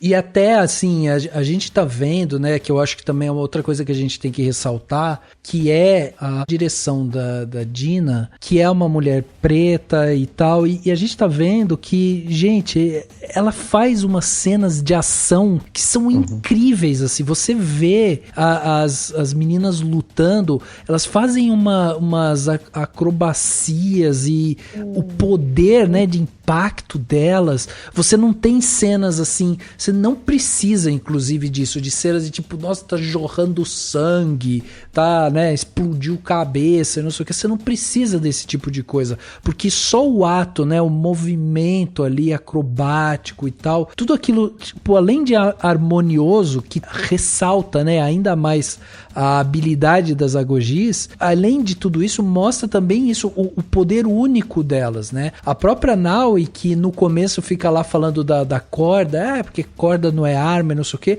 Quando a gente vê ela em campo de batalha, ela dá um show com aquela corda. E o som, o som é maravilhoso, né? Tipo, eu gostei muito do som que faz vum, né? Do facão passando assim na corda, quando tá amarrado. Então eu acho que é importante citar, né? Tipo, o som tá muito legal. A trilha sonora desse filme é muito foda, né? Tipo, achei muito boa. Ela tem muito de épico. E aí tem uma coisa que, assim, eu acho que tem alguns momentos que talvez a diretora aí, se for pra ser o cinéfilo chato, né, que acho que teve momentos que acho que rolava um pouco mais, ou poderia ter algo um pouco mais, sei lá, uma cena mais grandiosa, ou um aproveitamento maior do cenário como um todo. Eu acho que isso é uma questão de se pensar, mas uma coisa que eu tava vendo, quando eu tava vendo o filme, eu falei, nossa, as cenas são muito próximas, né, tipo, ela faz muita cena bem próxima das pessoas, e acho que muita gente não hesitaria, né, em filmar, tipo, aquelas cenas de cima, pra mostrar aquela coisa bem épica, né, tipo, sei lá, um negócio pra mostrar, sabe, assim, pra fazer um tchananã, assim, uma coisa muito estilo, assim. E no começo eu falei, nossa, será que não falta isso? Aí depois eu pensei, não falta, porque é muito legal isso, ela tá aproximando a gente, porque como, no fim das contas, a gente vai estar acompanhando as agogi, então ela tá aproximando a gente delas, então as cenas são sempre muito plano americano, que fala, né, plano mais fechado, né, a gente tá perto delas. Isso é muito legal, assim. Eu também acho, assim, eu concordo com, né, com, sei lá, muita gente que disse que ela talvez aproveita menos o cenário e tal, talvez dava pra ter encontrado um meio termo, mas ao mesmo tempo eu gosto muito quando ela vai próxima, porque daí você se aproxima e também é um jeito de filmar que dá uma fugida de sei lá, do que todo mundo faria, todo mundo entre aspas, mas faria num filme como esse, né, de tipo, sei lá, uma firula, um drone, sei lá o que, né, então eu achei legal isso. Assim. Nesses pontos que eu acho que essa coisa que é o clássico, né, ele ganha poder realmente, né, essa tradução na imagem mesmo, porque você fazer o simples, muitas vezes traz essa proximidade, então isso é muito legal. Uma coisa que eu ia perguntar aqui, principalmente para as meninas, é porque é a sensação de unidade, né? De conexão e tal. A gente tem alguns momentos, principalmente quando a gente tá vendo ali o treinamento da Nao e tal, né? Quando ela começa ali nas agogis, a gente tem, às vezes, uma sensação de uma certa rivalidade entre as meninas ali, né? Tipo, tem uma que fala que quer ganhar, a outra não sei o que e tal. Então elas têm uma certa rivalidade. E aí tem um momento em que quando a Naui ganha lá a competição e tal, ela ganha de uma outra menina que também tinha vontade de ganhar e tal. E aí você até acha que vai ter sabe aquele formatinho padrão que tipo tem o aluno incrível e o rival perverso, né, que vai tentar sacanear e tal. Dá uma impressão assim que pode haver isso. Só que a gente tem aqui, diferente de qualquer outra história, a gente tem essa figura da Nanisca, que é essa figura que meio que une todas elas ali. E aí depois que a Naui ganha, ela fica super feliz, aí é feito quase com um contra-plongé ali, né, com aquele sol e pegando o contorno dela e ela gritando de felicidade. E a primeira pessoa que ela abraça é justamente essa concorrente direta dela ali. E aí o que eu queria saber de vocês é sobre isso, sobre a importância dessa unidade, sabe? A importância de criar uma narrativa mostrando essa unidade e esse poder coletivo das mulheres, né, ali por uma luta em comum, sabe? Eu acho que você respondeu um pouco isso dizendo essa questão da luta em comum, né? Elas estão ali por um único objetivo, elas acabam se tornando uma família porque elas não podem sair dali, né? Elas se comprometem com aquelas pessoas, elas se comprometem umas com as outras. Então eu acho que é uma coisa que a Gina constrói muito bem, é essa relação de todas, sabe? É uma relação que vai se tornando irmandade. Uma vai se apoiando na outra, vai se sei lá, eu acho que até a Nanisca com a Menza, sabe? A relação das duas é muito importante, é muito mais profunda do que a gente consegue imaginar. Então, eu acho que esse exemplo que ela passa para as Agojis, não só de luta, de perseverança, ela passa também com essa coisa da amizade, da irmandade, da importância de se manterem unidas para conseguirem realizar o mesmo objetivo, sabe? Que é isso que elas querem, que elas pretendem, assim. Eu acho que tem uma coisa da quebra de expectativa nessa relação entre elas, porque espera-se a rivalidade feminina, porque ela é natural em uma narrativa cinematográfica, ela existe em qualquer narrativa, e ela acaba virando um artifício muito fácil em muitos filmes épicos de ação, assim. E aí tem isso, acho que o filme meio que constrói a ideia de que vai existir essa rivalidade, e aí ele quebra a expectativa mostrando que, essa rivalidade não existe, e 2, ali naquele momento ela não é necessária nem esperada, porque, tipo, elas são um exército só. E a Naui, ela... Acho que é isso, ela, mais uma vez, ela quebra uma expectativa, mas quando ela mostra por que ela quebra essa expectativa, ela mostra também por que ela se encaixa tão bem naquele mundo. Porque, tipo, quando ela tava naquela competição, não era pra ela ter voltado pra ajudar a outra amiga dela que ficou presa nos espinhos, era pra ela ter ido em frente pra ela ganhar. E assim, aí ela volta, e aí ela leva uma bronca por ter voltado, mas ela mostrou espírito de equipe por ter feito isso também.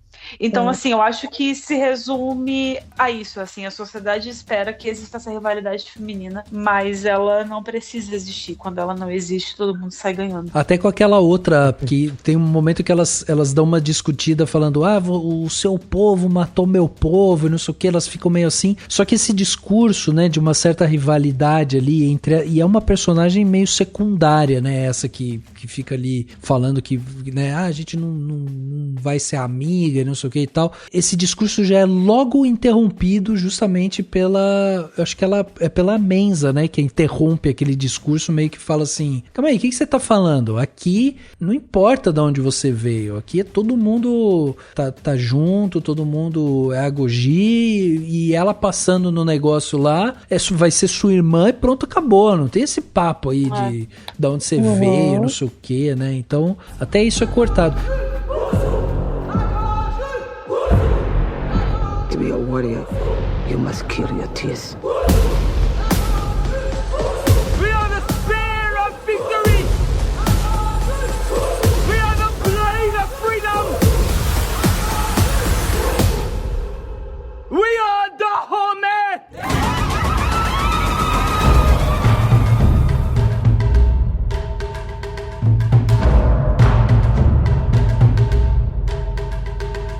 Uma das cenas que me deixou muito curioso foi a cena pós-crédito. Nossa. Como que vocês viram essa cena? Eu queria saber. A gente se arrepiou, assim. Eu assisti com a Lai do lado, e aí a gente olhou uma pra outra e falou... A gente deu um grito de puta que pariu na sala de cinema. Foi exatamente isso. E tava todo mundo em silêncio, a gente, puta que pariu! Eu achei absurdo, assim, de uma sensibilidade, de um impacto muito forte, sabe? Eu acho que nem todo mundo talvez entenda o que ela quis dizer ali com Breonna, mas eu acho que quem captou essa mensagem entendeu a importância de se colocar isso no filme, de encerrar esse filme com o nome da Breonna Taylor, assim, pra mim foi tipo... Então, me explica isso. Me explica, Thames. A Breonna Taylor, ela foi assassinada pela polícia nos Estados Unidos. Ela tinha 26 anos e ela foi morta pela polícia eu não lembro a cidade agora, mas Atlanta, né, se não me engano. E aí isso causou uma revolta absurda nos Estados Unidos. Então, quando ela traz esse nome, é de uma forma de homenagear a Breonna, né? E aí, por isso que, assim, acho que é de arrepiar, é uma cena importantíssima pro final do filme. Quando ele fecha o filme dessa forma, pra mim foi a chave de ouro ali, sabe? Assim, o assassinato da Breonna Taylor foi mais ou menos na época do assassinato do George Floyd também. Exato. E a Breonna tava em casa dormindo, então é uma coisa, assim, muito absurda que aconteceu com ela. E ela se torna esse símbolo, né? O símbolo da luta antirracista, da luta anti-violência, contra a violência policial, contra a truculência, contra o racismo.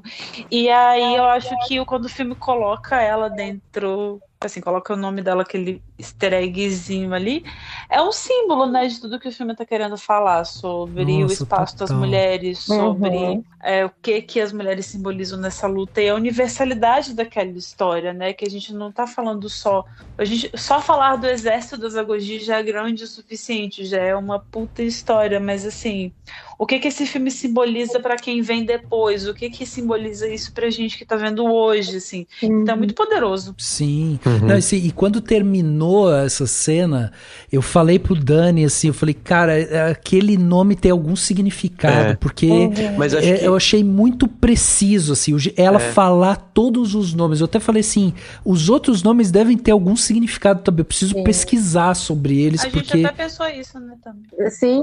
Mas vocês acharam alguma coisa, não? Não, das demais, não. Assim, eu só gravei mesmo o nome da Brianna porque foi tão impactante que a gente saiu meio, sabe, assim, anestesiada do cinema. Mas eu não lembro assim, mais. Porque quando ela tá falando as outras, ainda tá a cena, né? Ela tá ajoelhada ali falando, aí fecha, acaba a cena e você ouve só a voz dela falando do Briolha, então uma coisa nossa, assim. Eu tô toda arrepiada. Eu também, nossa. É foda.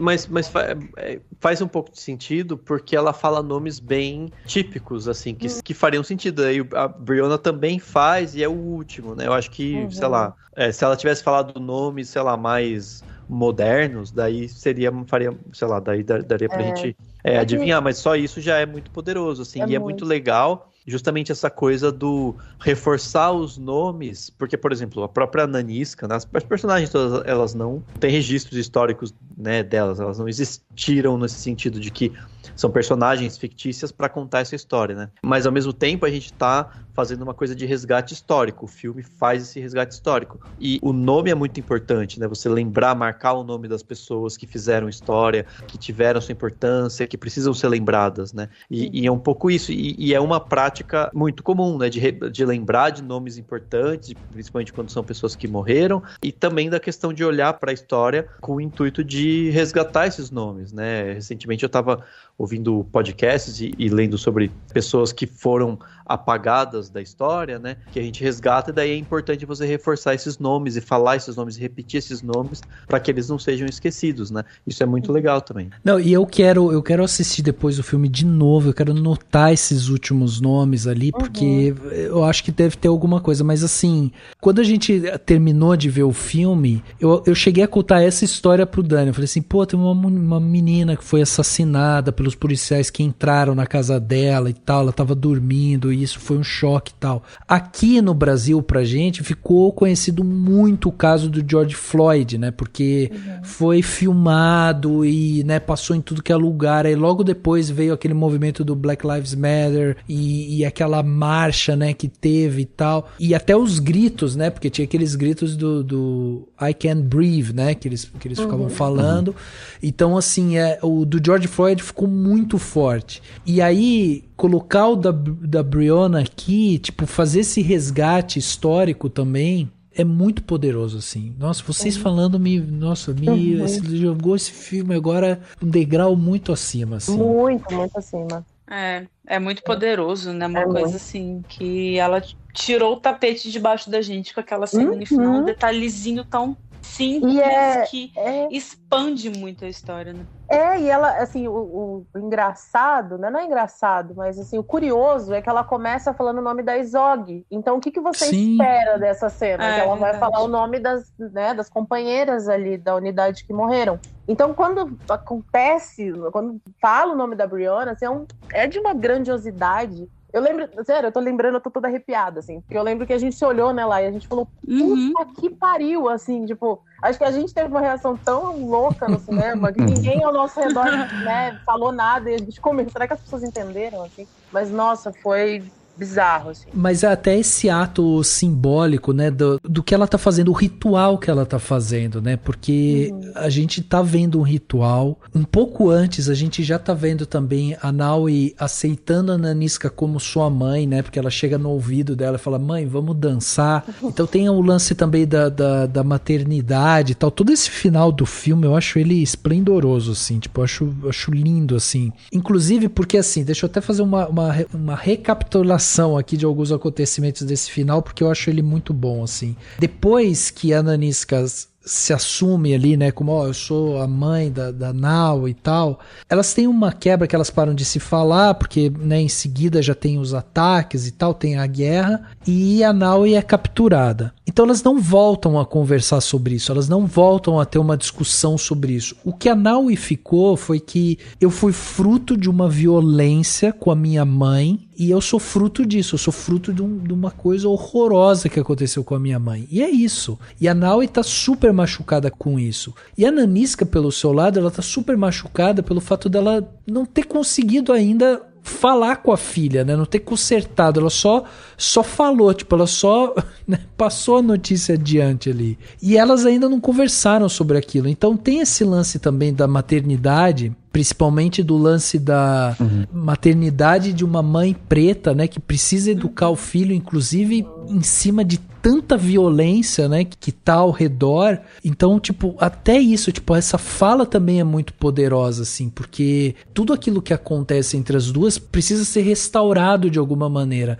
E quando a Naui chega pra ela e só fala assim, mãe, vamos dançar? É tão lindo isso, porque ela tá reconhecendo aquela mulher como figura de mãe. Existe um perdão por trás daquilo, porque o ato de dançar, né, o simbolismo da dança e tal, da libertação, é muito forte também naquele momento. Então, assim, já tem toda essa parte desse reconhecimento, desse amor materno e tudo mais. E aí, em seguida, a gente também tem ali, né, a Naui faz ali, né, um ritual também pra Izog e tudo mais. Mas aí eles trazem a Menza, que é essa personagem que a gente sabe que ela é uma sábia, né? Ela é o braço direito da Nanisca e tudo que ela falar a gente tem que anotar, porque essa mulher é a personificação ali, né? De algo divino ali, porque ela sabe muito, ela luta muito, ela é incrível, essa mulher é incrível. É interessante que, assim, a Nanisca sendo uma mulher tão poderosa que imprime tanto respeito em todo mundo ao redor dela, essa é a única personagem do filme que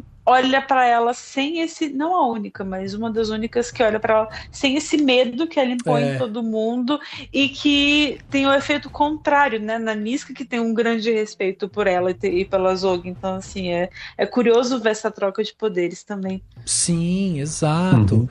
E você vê a Menza ajoelhada com aquele monte de espada cruzada, né? E ela temperando com a terra, com a areia, jogando em cima, e ela joga água, e aí ela pega o uísque da Izog e joga em cima, e ela vai fazendo uma oração, falando justamente sobre essa questão dessa unidade, né, da ancestralidade também, ela vai falando ali. Então aquilo é tão bonito, e quando você vê tudo aquilo se misturando, você percebe que as lutas continuam sendo lutadas, assim, que a Izog vão ter outras Izogs, né? Que vão ter outras pessoas que vão ter a força, que vão ter a disciplina, que vão ter né? Vão ali pra frente, vão falar e tal. E aí ela traz muito desse posicionamento pra hoje, assim. Ela te posiciona hoje.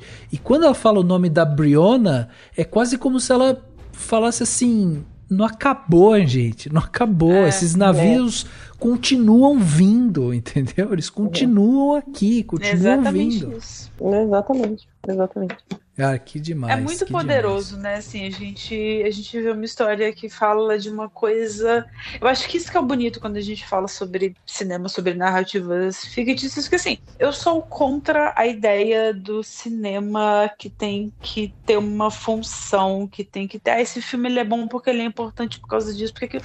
Eu acho assim, a obra ela não tem que. A importância dela não tá ligada ao que ela. Entendeu? Ao significado de alguma coisa. Tipo, nossa, ela é importante porque ela fala sobre racismo, ela é importante que ela fala sobre isso. A importância de uma obra, ela não está restrita a isso, assim. A importância de uma obra, ela é muito maior. E aí, quando a gente vê um filme como esse, pra mim é exatamente isso, sabe? Ela pega uma história que é de um povo, que é uma história específica desse exército, desse reino de Daomé, e transforma isso numa coisa que é muito mais ampla, sabe? Que ela faz a gente pensar, a gente refletir sobre a história, mas também traz isso para hoje, também traz isso para o que a gente está vendo nos jornais todos os dias.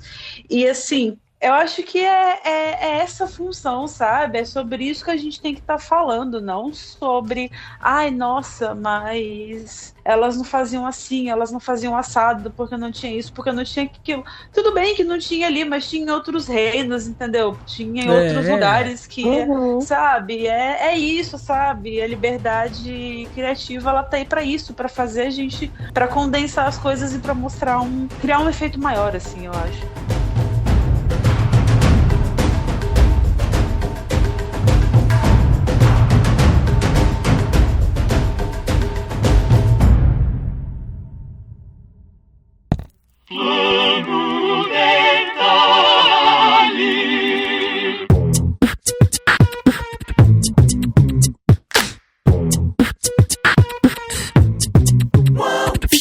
Plano detalhe da semana, né? Aquele momento gostoso que a gente tem aqui para dar uma dica para você. A maior dica de todas é vá ao cinema assistir A Mulher Rei, esse filme que maravilhoso, né? Só temos que falar que é um filme maravilhoso. Mas se você não quer fazer isso, quer fazer outra coisa, Dani, vamos começar com você. O que você trouxe de plano detalhe pra gente essa semana?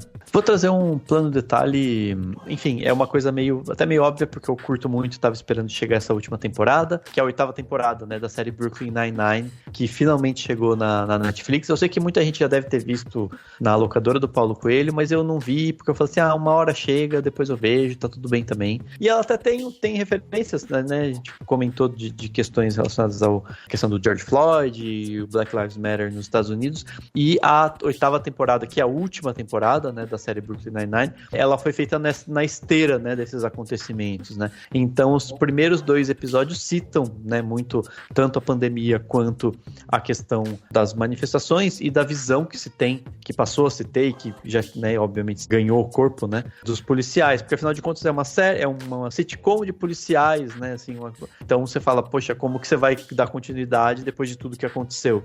E é legal que eles conseguiram dar um bom gancho. Eu não terminei ainda a temporada, mas, tipo, depois ela entra nos casos, aqueles casos comuns, aquelas coisas mais, com aquelas piadinhas de sempre e tal, um pouco assim, mas pelo menos o começo da temporada eles situam a série, né, no tempo e espaço, assim, de um jeito bem legal. E é aquela série divertida pra ver, 20 minutos por episódio, então, assim, dá pra ver todo dia no fim da noite, assim, um pouquinho, dá umas risadinhas. Eu particularmente gosto, aquela é muito rápida, é muito...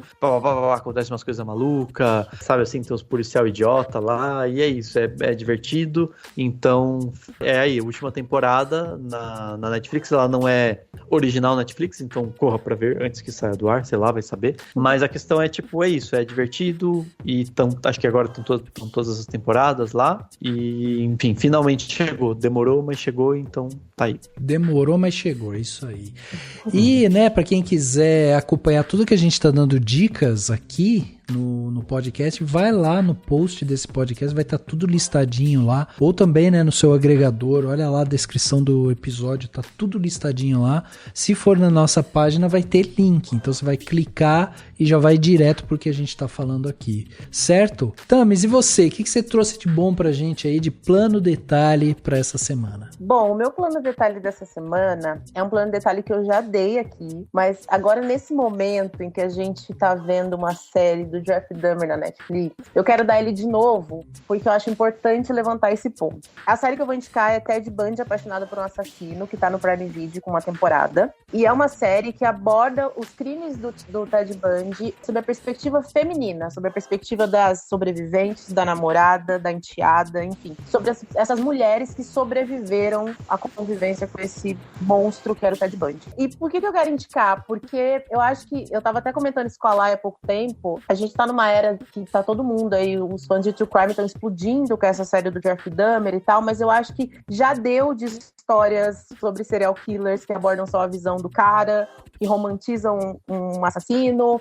E aí eu acho que é super importante a gente olhar essas histórias, né, esses crimes tão terríveis cometidos por eles sob perspectiva de vítima, sobre quem eram essas mulheres, não só essas mulheres, né, que morreram na mão do Ted Bundy, mas quem eram esses rapazes que morreram na mão do Jeffrey Dahmer, o que essas vítimas tinham, sonhos, enfim, trabalhos, famílias, e eu acho importante ter essa outra visão, sabe? Por isso que eu sou contra a série do Jeffrey Dahmer, assim, eu acho que já bateu desse romantismo em cima de serial killers, e eu indico a série Ted Bundy Apaixonado por um Assassino, que vai contra tudo isso que as pessoas estão acostumadas a ver, sabe? Eu acho que é muito mais importante você dar voz pra realmente quem interessa. Então, por isso, meu plano detalhe é essa série. Muito bom. E o legal dessa série, né, Thames, é que são 5 episódios, não? Sim, são 5 episódios, não são episódios tão longos, e cada um aborda ali, né, uma história diferente. E eu acho que contar essa história sobre a perspectiva das mulheres que sobreviveram a ele é muito interessante de se ver, porque às vezes isso fica super anulado, né? Então, eu vi algumas pessoas falando sobre o 6º episódio aí da série do Jeffrey Dahmer. Eu até assisti o episódio, eu achei que ele acertou no único episódio que ele acertou até agora, que é mostrar a perspectiva da vítima. Então, isso não é o que tá acontecendo na série do Jeffrey Dahmer, mas você vai poder ver a perspectiva das vítimas na série do Ted Bundy, que tá lá no Prime Video. Cara, que demais. Eu comprovo e acompanho a relatora. Porque eu assisti, eu devorei essa série quando eu vi. Boa, nossa, né? É muito boa, é muito Eu boa. acho que eu indiquei e você chegou a falar que ia ver e aí eu falei, É não, verdade, né? É verdade, foi você que indicou, é verdade. Olha aí, tá fazendo escola. Fazendo escola, rapaz. Falei, vou levar esse plano detalhe hoje de novo. Caralho, você me manipulou agora como um puppet. Era essa a intenção, Rafa. Droga, foi descoberta. Ela jogou a sementinha lá na frente, daí eu assisti, achei boa, aí pra ela indicar num plano detalhe pra eu falar, é isso mesmo, é isso mesmo. É isso, concorde assim embaixo. Muito bom. Tá aí então, Ted Bundy Apaixonada por um Assassino. Lá, e você, o que você trouxe de bom pra gente aí? Pode dar quantos planos detalhes você quiser, que é livre, e o que você quiser também, pode até ser uma sobremesa. Então, vamos aí, vamos sentar, tomar um café que eu vou começar. Vamos lá. Primeira dica que eu tenho no plano detalhe é uma série que a gente tá assistindo aí também, inclusive, que é o Funk.doc na HBO Max, que assim, eu tô gostando muito de assistir porque ela conta a história da narrativa do funk, da trajetória do funk como gênero musical, do preconceito, da vertente policial, de como o ritmo ficou estigmatizado e ligado a questões de violência, questões negativas. Ele nunca foi valorizado como o produto cultural que ele é, porque o mundo, né, o Brasil, o mundo tem uma visão muito elitista do que é cultura, que para muitas pessoas cultura é só o que é MPB, o resto não é cultura, sendo que assim, tudo que é um produto que vem de um povo, que vem de um aspecto cultural é cultura, e funk é cultura pra caralho, assim. E é uma série muito boa, a gente tem 4 episódios até agora, eu não sei quantos que vão ser, mas cada episódio conta uma narrativa diferente, cada episódio vem de um ângulo diferente, e aí conta com depoimentos de funkeiros, de MCs, de pessoas proeminentes no mundo do funk, quanto de analistas, produtores culturais, sociólogos, assim, um documentário bem completo, bem legal de ver, assim, e bem rico para quem, como eu, não conhece tanto a história do funk.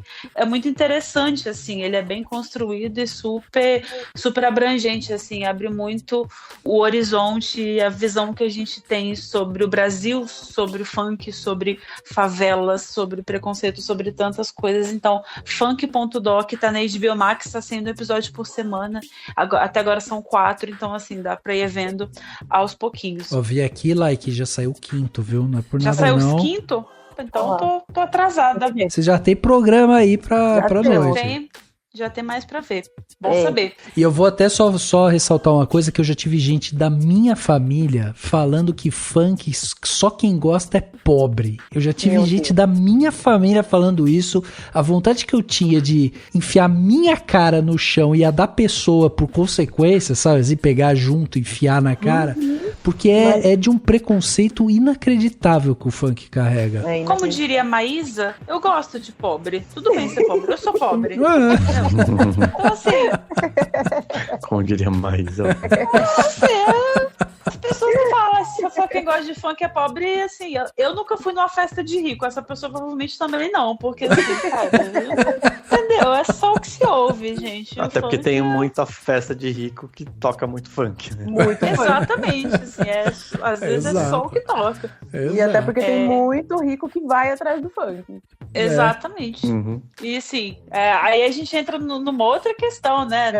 Numa vertente que é ainda mais abrangente, mas assim, fica aí a dica funk.doc na HBO Max. É maravilhoso. Boa. Mudando de plataforma, minha segunda dica, uma série que estreou na quarta-feira, dia 28 dessa semana, mas é a série O Coro, do Miguel Falabella, que eu tive a oportunidade de assistir 3 episódios antes. Assim, pra quem gosta, é bem confuso. Bom, continua no musical, na verdade, então tem uma lógica nas minhas dicas. Eu ia falar que não tem nada a ver mais tempo, que é tudo musical. Primeira série do Miguel Falabella, depois que ele rescindiu o contrato com a Globo, então tá no Disney Plus agora, episódios semanais. E a história de vários jovens que sonham em ser atores de teatro musical, e eles passam por um processo de audição e aí vão passando por provações. Então tem drama de bastidores, tem música, tem romance, tem mãe, tem família, tem gente passando por dificuldade, tem gente privilegiada. É uma história bem legal, assim, do pouquinho que eu assisti eu fiquei bem interessada, e o legal é que ele coloca essa galera para cantar músicas do repertório nacional, assim. Então tem MPB, tem rock, tem sertanejo, tem Jovem Guarda, anos 80, Raul Seixas, Titãs, tem de tudo um pouco, assim.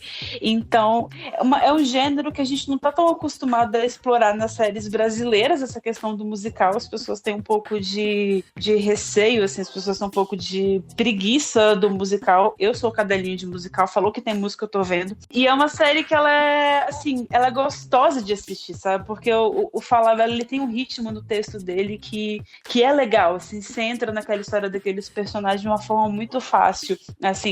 Então é super gostosinha de assistir, eu tô gostando bastante, quero ver os próximos. São episódios de 30 a 40 minutos no máximo e super, super gostosinha. Fica aí a dica, O Coro. É a famosa Glee brasileira, que todo mundo fala que é igual Glee, mas ela não bastidores de um teatro, não é numa escola. E tem a Karen Rios do Ruge, gente. Não é toda série que tem alguém do Ruge no elenco. Essa série tem. Maravilhosa. E é ótimo.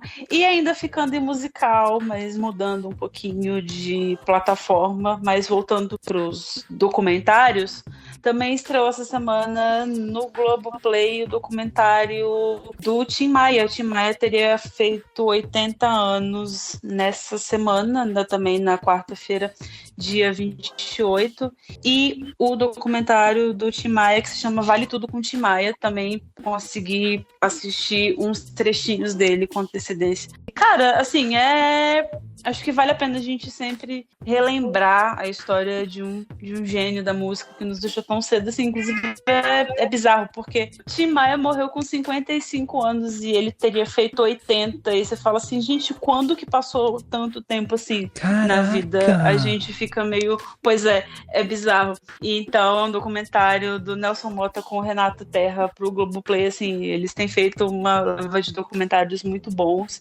E o do Tim Maia, essa mais recente edição, então fica aí a super dica pra quem quer mergulhar. Eu fui super musical nas minhas dicas hoje, né, mas fiquei nessa vibe, assim, porque acho que a música fala muito sobre a nossa relação, sobre a cultura, né, assim, a música é uma forma da gente resgatar coisas de outros períodos, a gente entender certos movimentos da nossa cultura, e eu fiquei viajando nessa depois que eu vi O Coro e acabei pensando bastante nisso, então escolhi essas dicas hoje. Caraca, animal. Olha, já adicionei aqui o documentário do Tim Maia, adorei. E Miguel Falabella, eu tava de olho inclusive ele tá com uma peça, né, no teatro, que é um musical também, que eu acho que é a história da Alcione, não é? Que ele faz? O Marrom. Marrom, eu tô louco pra ir no teatro ver essa peça também dele. Também tô com vontade de assistir. Foda que assim, gente, eu fico revoltada como é caro teatro no Brasil, assim, mas gostaria que fosse mais acessível pra gente conseguir com mais frequência e mais pessoas poderem ter acesso, né, mas infelizmente Cada dia é mais difícil. É isso. Bom, mas tem muita coisa aí legal pra ver, que a Lai trouxe pra gente, que a Thames trouxe. Pra fechar o plano detalhe aqui, eu vou deixar uma dica, porque esse episódio está saindo na sexta-feira, né? Podemos dizer que véspera de um dos momentos mais importantes que nós vamos ter nos últimos 4 anos aí, né? A gente passou por um inferno aqui no Brasil e nesse domingo a gente vai exercer ali, né, o nosso ato democrático de escolher o nosso representante pelos próximos 4 anos, né? Espero que no primeiro turno a gente já resolva isso, né? Então... Vamos resolver. Tô 12 mais 1, galera. 12 mais 1. Márcia Sensitiva disse que Lula vai ser no primeiro turno, então. Então, verdade. Então tá garantido, Agora... é isso. Mas, pra quem ainda tá falando assim, não sei e tal, então eu queria aqui, né, deixar como plano detalhe um documentário que é o Quebrando Mitos, né, um documentário que tá aí na internet, né, foi publicado na internet no canal do Meteoro, você consegue assistir, e a gente divulgou esse documentário lá dentro do Cinemação, tem crítica dele, depois tem... uma crítica muito bem escrita, muito boa, brincadeira. Por uma pessoa incrível e super talentosa, né, Dani? Sim, exatamente. Pois é. Então vocês podem ir lá ler a crítica, mas o documentário é assim uma visão bem abrangente, né, de tudo que aconteceu nos últimos 4 anos, e ele vai passar justamente pelos maiores absurdos ali que aconteceram e pontos cruciais, né, que esse governo Bolsonaro nos entregou durante esses 4 anos. Então é um documentário, ele é dirigido pelo Fernando Siqueira, né? Ele tinha feito o Quebrando o Tabu sobre drogas e agora ele volta, né, com Quebrando Mitos. Ele conta um pouco da história dele, o que conecta ele, né, com o documentário, então isso é bem legal também. E eu acho que assim, acima de tudo, independente o documentário é bem filmado, o documentário é isso, é aquilo, acho que independente de qualquer coisa, o documentário ele é necessário, sabe? Ele é um ponto de reflexão sobre as coisas que a gente vive desde 2018. Então, com esse aumento crescente de hostilidade, de violência, de intolerância, a gente viu muitas pessoas, né, sofrendo com esse tipo de coisa na pele. Não é só uma coisa do tipo, eu acho, é mimimi. Não existe, né, essa violência e a gente precisa enfrentar isso. Então, da mesma maneira que a gente tem a Nanisca falando que entendeu o sonho dela, que ela precisa enfrentar o passado dela, a gente precisa analisar o nosso passado, a gente precisa se reaver com o nosso passado, sabe? O nosso passado tem muito do que vai ser o nosso futuro, é a nossa construção. Então é muito importante a gente olhar para isso, olhar para o que a gente fez em 2018, para onde a gente caminhou e para onde a gente quer ir. Por isso que no domingo, faça seu voto de maneira consciente, pense muito bem sobre o que você vai fazer, e esse documentário é um ponto de partida para quem tá ainda em dúvida. Vai lá, assiste, tá grátis, é só você ir lá procurar Quebrando Mitos no YouTube, você vai achar o documentário inteirinho lá, senta, assiste e você vai adorar, certo?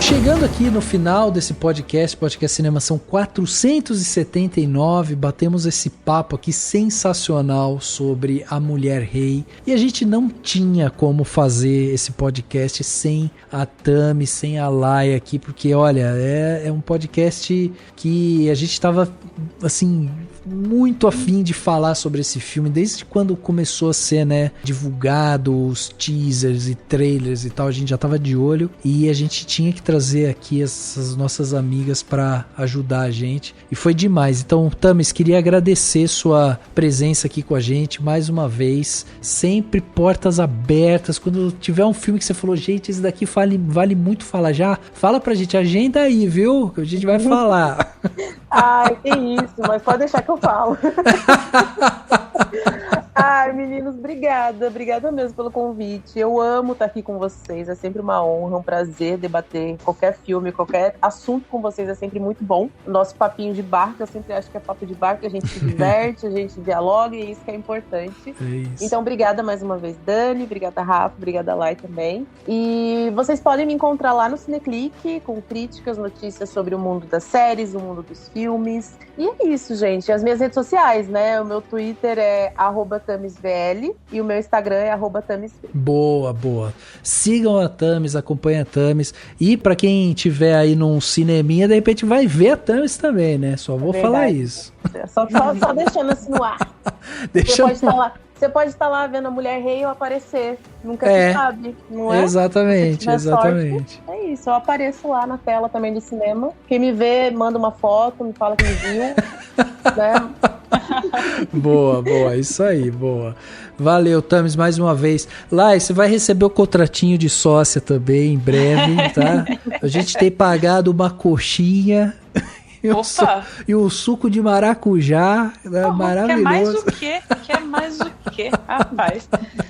Não, mas obrigado, Lai. Pô, eu que agradeço pelo convite. Muito feliz de conseguir fazer, porque já teve acho que umas 2 vezes que o Dani me chamou pra fazer e eu não conseguia, porque assim, tinha alguma coisa pra fazer, tinha uma pauta que não sei o que eu não conseguia, então assim, fiquei devendo algumas vezes, mas fiquei muito feliz de conseguir participar aqui e falar sobre esse filme que eu me amarrei de assistir, que foi super gostoso conversar sobre ele, e gente, os papos aqui sempre são muito ricos e muito abrangentes, isso me deixa muito feliz de fazer parte disso de alguma forma. E é isso, vocês podem me encontrar nas redes sociais @LaizaZanetti, primeiro um Y, depois um S, depois um Z, depois TTI, é muita letra, mas assim, não existem muitas, assim, a vantagem é um nome complicado, mas assim, não vai ter 700 mil, então fica mais fácil. E no UOL, em Splash, falando de filmes, séries, novelas, celebridades, fofocas e tudo mais, uol.com.br/Splash. E lá você encontra tudo que a gente tá fazendo. E é isso. Mas você também tá em vídeo, né, Lai? Vamos lá, né? Às vezes, assim, eu gosto. Eu confesso que eu gosto desse biscoitinho de fazer as coisas em vídeo, aparecer lá de vez em quando. É gostoso, assim. A gente dá aquela levantada na autoestima, assim, você fala, nossa, aí a pessoa vem e te fala, nossa, eu te vi, não sei o quê.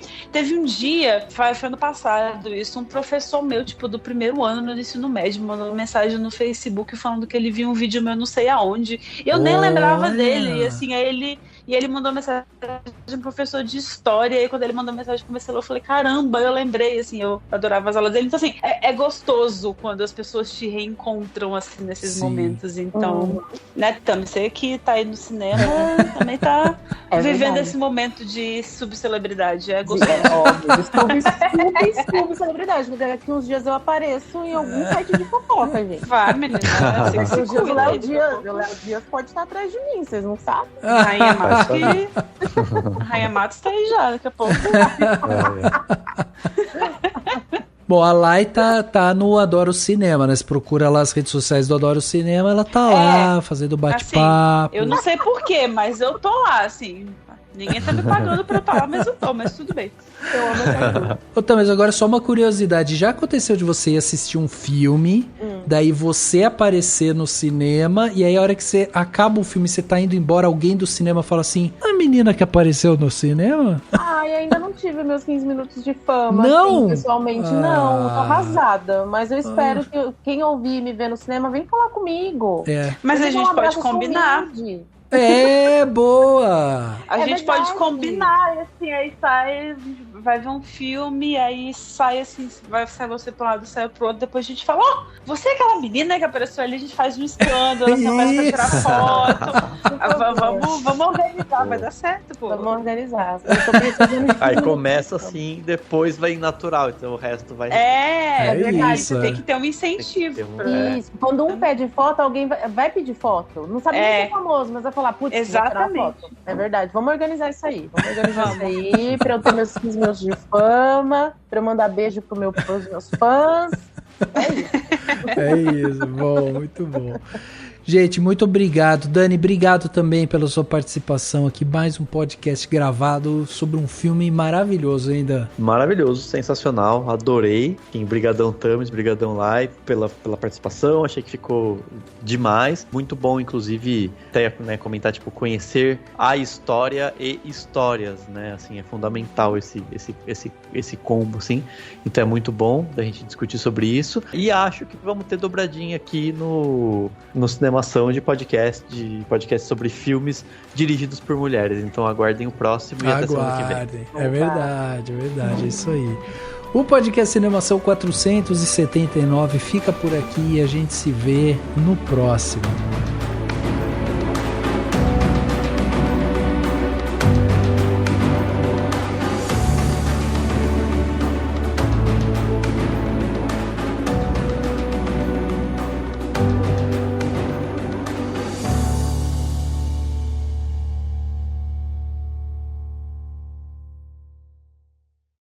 Eu não tenho mais o que acrescentar. Vocês querem falar mais alguma coisa sobre esse filme? Só vão assistir no cinema. Eu tô feliz que ele foi o número 1 de bilheteria essa semana no Brasil. Sim. Então, assim, gostei de ver a resposta da galera pra esse filme. Que ele lidere a próxima, e a próxima, e a próxima. E é isso. Vão no cinema. E fiquem para ver a cena pós-crédito. Fiquem. Não levantem a até o bunda final da cadeira até acabar. Por favor. Não. No que eu vi, não nem acendeu luz até a cena pós-crédito.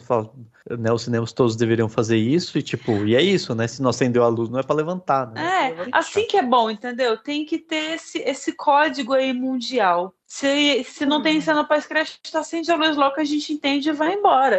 Então, isso é assim, gente, não dá pra ficar vendo 5 minutos de crédito todo o filme. A vida é muito curta. Mas assim, quando tem cena pós-crédito, deixa a luz apagada que a gente entende que é pra ficar sentado. Exatamente. É perfeito. E aí, claro, quem for embora vai por sua conta e risco, né? Vai perder. Se você tropeçar na escada, o problema já não é nosso, que a gente avisou. Exatamente. E eu só vou dizer uma coisa também, o Marvel, isso daí é cena pós-crédito, entendeu? Isso. Aplaudindo aqui, ó. Aprenda, Marvel. Aprenda. Não precisa ser ceninha pós-crédito pra dar gancho pro próximo filme, sabe? Também não precisa ser ceninha pós-crédito só pra fazer uma piadinha do que a gente viu no filme, sabe? E uma piada ruim ainda por cima. Uma piada ruim. Cara, tem cena pós-crédito da Marvel que é assim. Você fica até o final pra ver, assim, tem a cena pós-crédito do meio, que é aquela que funciona como um gancho, e aí a cena final, que é uma cena idiota de piada, e assim, a piada ruim. Você vai me fazer ficar 10 minutos vendo crédito, pelo menos essa piada boa, sabe? Porra, me ajuda, cara. Eu defendo o Kevin Feige, porque o Kevin Feige é um grande marqueteiro, porque assim, ele não faz filme, ele faz marketing muito bem, mas assim, porra, contrata uns piadistas melhor aí. Não é? Pois é. Exatamente. Ou, né, certeza que ele tem o telefone da Viola. Liga lá e fala assim, viu, vê aí pra mim que eu tô querendo fazer uma cena pós-crédito, me dá uma ajuda aí, pô. Uma cena pós-crédito de qualidade. De qualidade, pô, pelo amor de Deus. Esse trecho aqui, Rafa, tem que ir no pós-crédito do podcast. Eu acho.